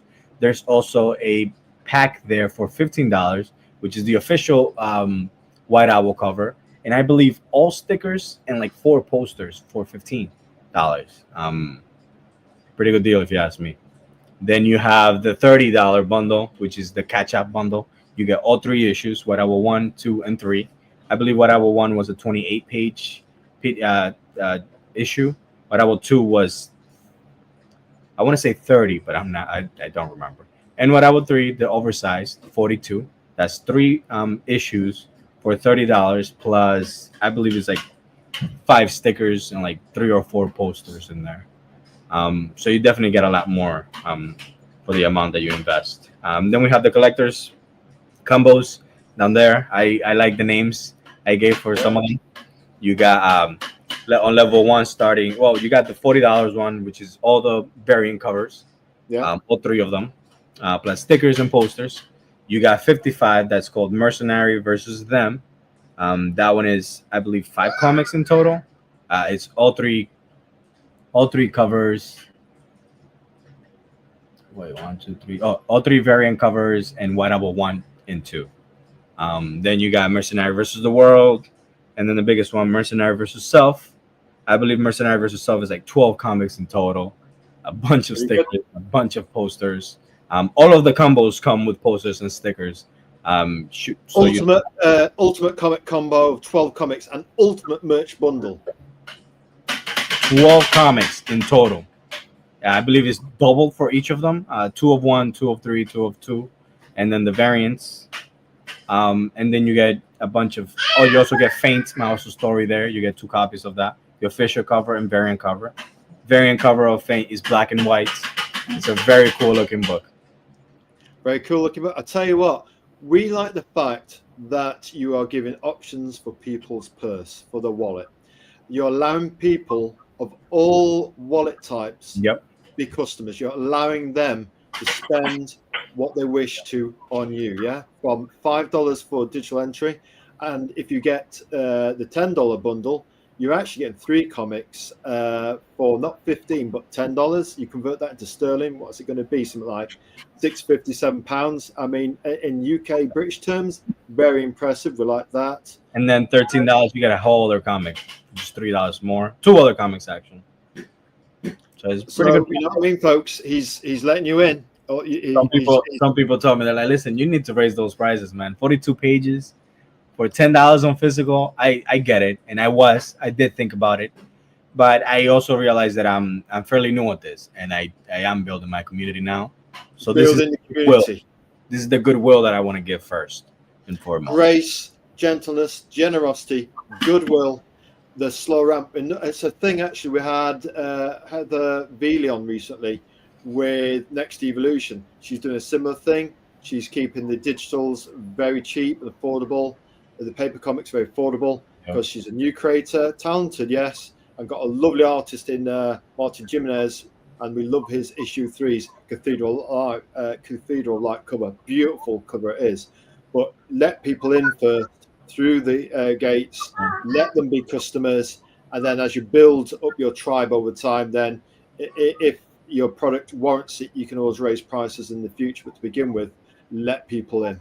Exactly. That's sort of the plan here. Just I want to build a community. I want to show you the comics, and I want it to be affordable, and I want it to not be out of the price range. It would have been nice, but not yet. Anyway, maybe in the future, if the expensives become more. But for now, I think I'm covering the comic myself out of pocket. With the campaign, I think we just surpassed 800, meaning that the printing is already paid for. That's amazing. You've hit goal. Congratulations, by the way, Robert, on that one. Thank you. That's amazing. The printing is already paid for. Although I do it all out of pocket, but the money at least it's coming back. Obviously the issue costed a lot more to make. I feel like maybe in the future, maybe if we keep going and keep showing the goodwill and the good grace, then maybe we'll get to a point where we can make a little more and make a little return on the money that we spend making the comic. But for now, I'm happy just paying the printing, paying the shipping, and getting the comic out. Yeah, as somebody once said, the comic breaks even, but the merchandise is gravy. Hey, come on. The comic is break even, but the merch is gravy. Absolutely. So, will I like WhiteOwl? Who's it for? WhiteOwl is it's a very broad, I feel, very broad umbrella. I feel like people who like stuff like Invincible, people who a lot of the big inspiration for WhiteOwl as a character was I would say some Superman in there, a little bit of Spider-Man with his quippiness, right? His enjoyment of the superhero life. Yeah. And then you got a little bit of Wolverine in there, his grittiness and the things that come with. I would say if you're a fan of those things, if you're a fan of street level grounded superhero stories that go outside of the norm, this is definitely something that you would like to read. This Invincible, Superman. Basically, if you like superheroes, you're gonna like this. If you like Batman, street level heroes, Daredevil, street level heroes, this is the one you want to back. Yeah. This is the indie comics Batman comic, we'd say. Absolutely. Now, why do you create? Appreciate that. We'll do the posting for you, man. We're going to sell it for you. Why do you create indie comics, and when did your journey with indie comics begin? For those people who don't know, I create indie comics because I am a storyteller at heart. I love and breathe stories. I always have. Whether that is screenplays, whether that is novels, whether that is a poetry book or through poetry. I've always loved making stories, and I feel like I've always understood stories in a different layer or way than other people did. I can see, it's almost like threats. You can see the threats that people are following or that a movie is threading across. I can see the story, and it's very enjoyable for me to create them and to say what I want to say through them, right?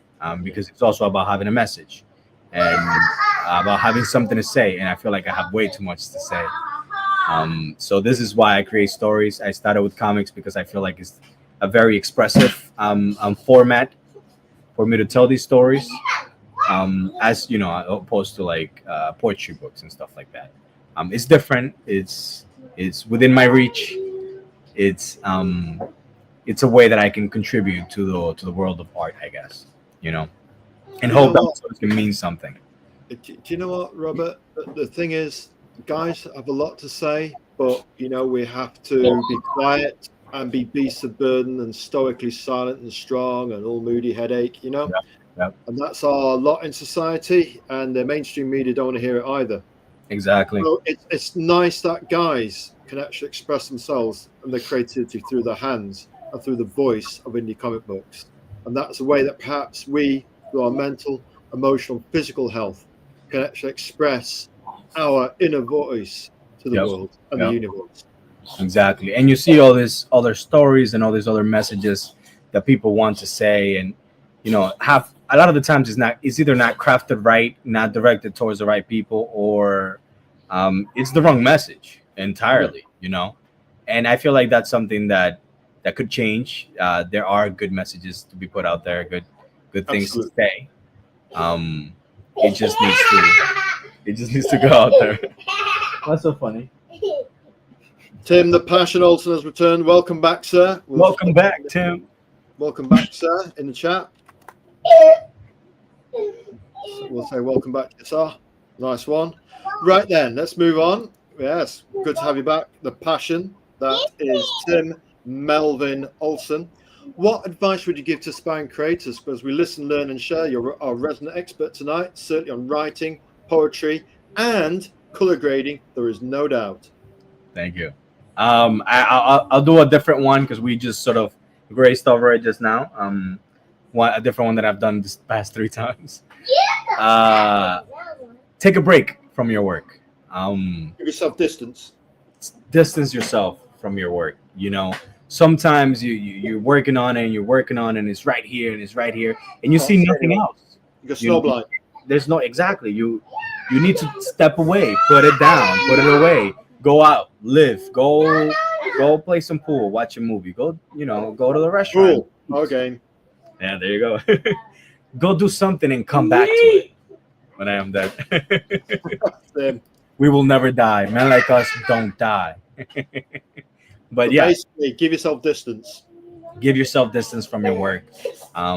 Take days. One of the things that I see a lot in like just scrolling through like social media is writers complaining about writer's block, and I don't know if I've ever experienced writer's block the way that they explain it. But I have experienced burnout.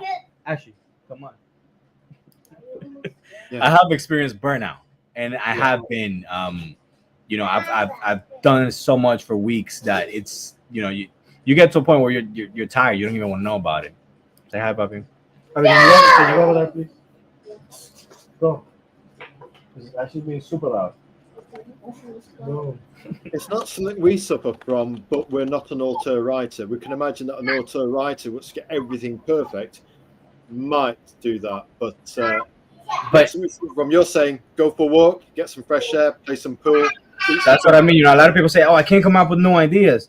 Well, maybe you should take a break. Maybe you've been overworking yourself to the point where you're burnt out. I don't necessarily experience a block in my ideas. I get burnt out. I go into a point where I'm just like, I don't even want to think about this anymore. I just want to go play video games or something. I feel like if you took breaks, you need to go and see him. Is he okay? Kids. Right, let's move swiftly on then. We've not got much longer to go. What superhero would you be, Roberto Rodriguez? Does it change from day to day, or you still? It does change from day to day. I think I remember last time I picked Lee as in one of my characters because of his super cool power and whatnot. I think this time I will choose. I'll choose WhiteOwl. WhiteOwl. Why your hero? What is it about his emotional depth and resilience? I've learned a little more about him as I keep writing him through the issues, and I keep being impressed and I keep being amazed at how he holds himself up. He dusts himself off and he just goes off and saves the day. Especially with this third issue, I feel like like I said, you experience it so many times when you read it. I feel like the times that I've read the finished product, like it gets better and better, and I keep seeing this guy in a new light, and I keep sort of admiring him for what he does. So I think Your character's growing in a sense, and you're yeah, starting to. he's growing in the comic. He's growing to me. He's growing in perception. I feel like it's changing, and it's fun to see that. So yeah, definitely him right now. Bonus questions won't take long. What are your plans for WhiteOwl going forward? Are we going to get 4? We want more. We are going to get a lot more. We are going to get on issue 4 of WhiteOwl. We are going to cross some fantastical boundaries that WhiteOwl readers did not think were there. We are going to cross over to different powers and different settings that are going to change the comic for good.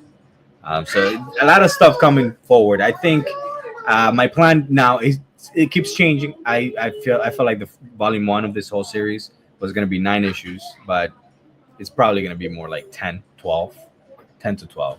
We're going to make it to double figures. Excellent. We all say that any indie comic with any ambition, can you reach double figures?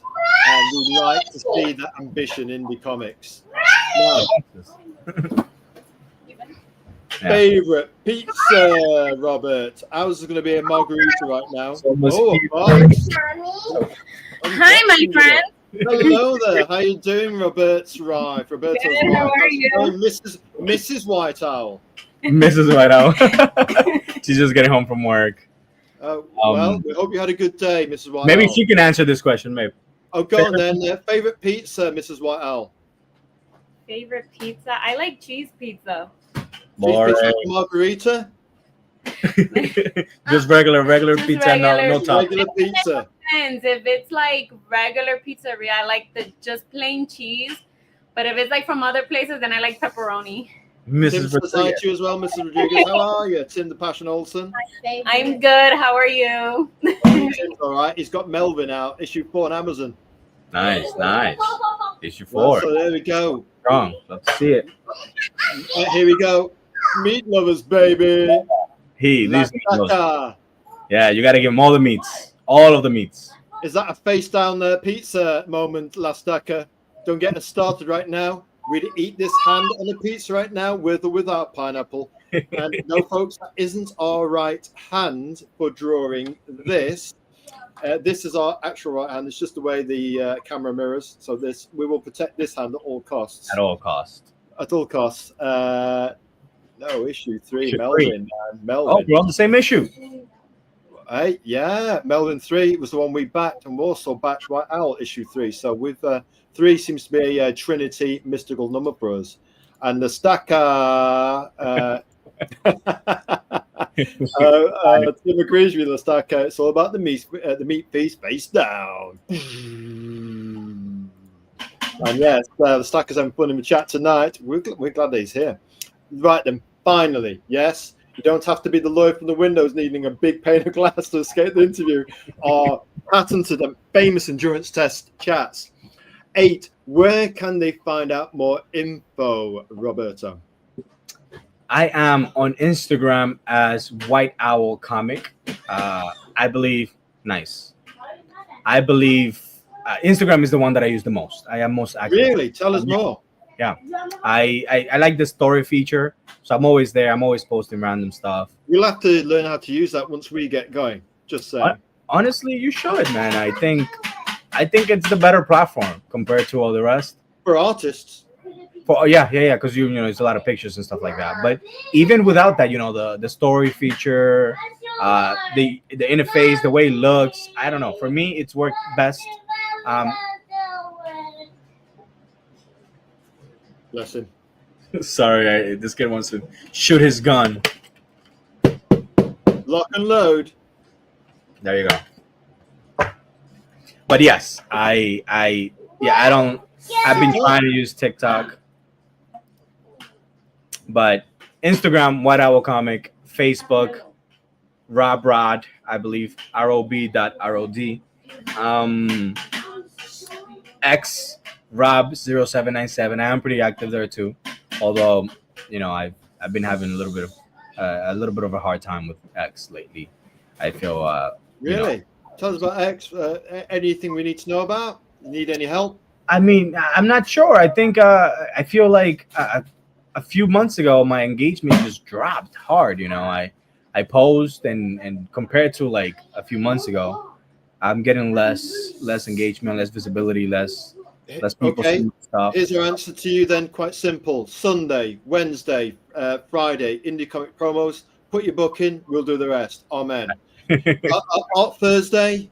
Put in that White Owl. It's up tonight. Our Thursday Art Thursday portfolio day. We featured an worldwide cosmopolitan artist from Africa. Beautiful work by a female artist. Absolutely stunning work. And we'll feature one person and then it's up to everybody else to contribute. So you're welcome to contribute to that as well. And we'll give you visibility. You've got some great artwork by your art guy. The color grading stands out. You've got a great concept in White Owl. It's the indie comic Batman. We need to sell that on X. I love that. I'm gonna use that. I'm gonna say Cal said is the indie comic Batman. Yeah, that you have our permission to quote. Thank you. What has been called indie comics Batman. yeah. Just quote us on it. Get your book in our promos. We'll do the rest. And you can quote us on I that. appreciate that. That's really cool. Here goes. Okay, I already follow you both. We're really giving Tim the hard sell. Thank you, brother. Now take a look at your stories also. But there are some bots. 20 of our recent bots were female. Just saying, we've actually started talking with them. Interesting. He's very. I try to speak with them too sometimes. Go blitz the whole website. Yeah, I can do it. And here we go again. It's by Lestaka Meat Feast. Indie comic Batman is such a great it is. I really like it. I'm White Owl. Go on, let's do some. When he read this issue just recently, he told me he said, "Wow, I think you have something great here, man." And I was like, "Oh, damn, that means so much." Good. It comes from my brother, obviously maybe he's a little. You've earned it. If it's come from Big Brother, the number one brother in the family, you've earned it, man. Never gonna let that go. Watch. Sorry, Lestaka brother, we had to give you that one. Now get back to a drawing board. That's the price we're doing to ourselves, by the way, Lestaka. We hear you, we see you. Just saying. Right, and so it's got the Kickstarter, obviously. It's on Insta, it's on X, and we can do a bit of shoulder into X for you as well. If you give it us and do the Batman quote, we'll back you up. You can say, nice. Hey, Azrael said so.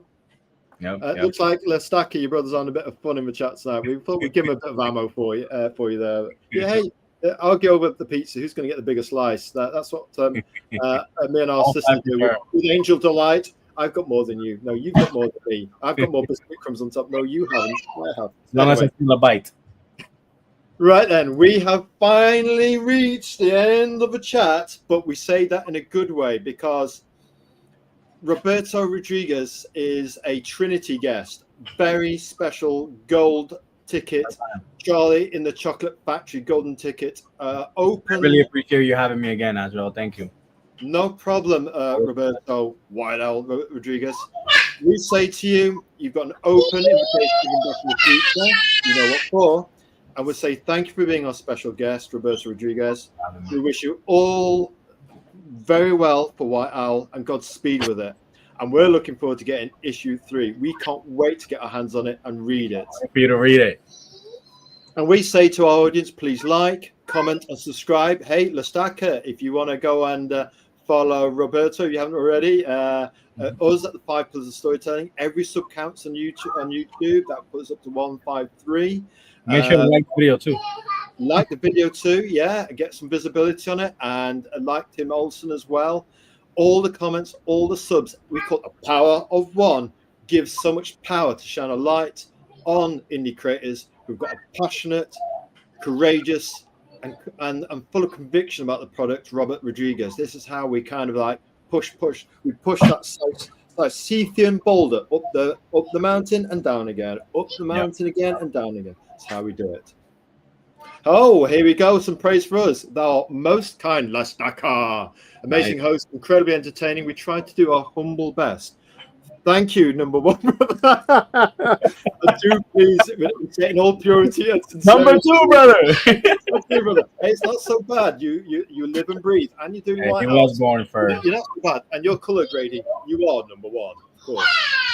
So thank you very much, La Staka, for the praise, and you enjoy that pizza and share some with your brother, but make sure you have the bigger slice, okay? Just saying.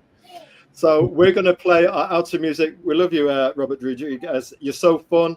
We're on the same crazy humor bus. And get your comic inside your Indie Comics Batman WhiteOwl comic inside our promos. We'll do the rest. We'll lean into you and help you shoulder to shoulder, brother. That's what we say. And we shall let you get back to your Mrs. WhiteOwl and your lovely children. You know, we would say to the green light, family is truth. It will be foundational to you. Come to, step away from the abyssal darkness. What we say to you is the sword of light. It's healing. It's yours to wield. Right now, some outro music. Let's just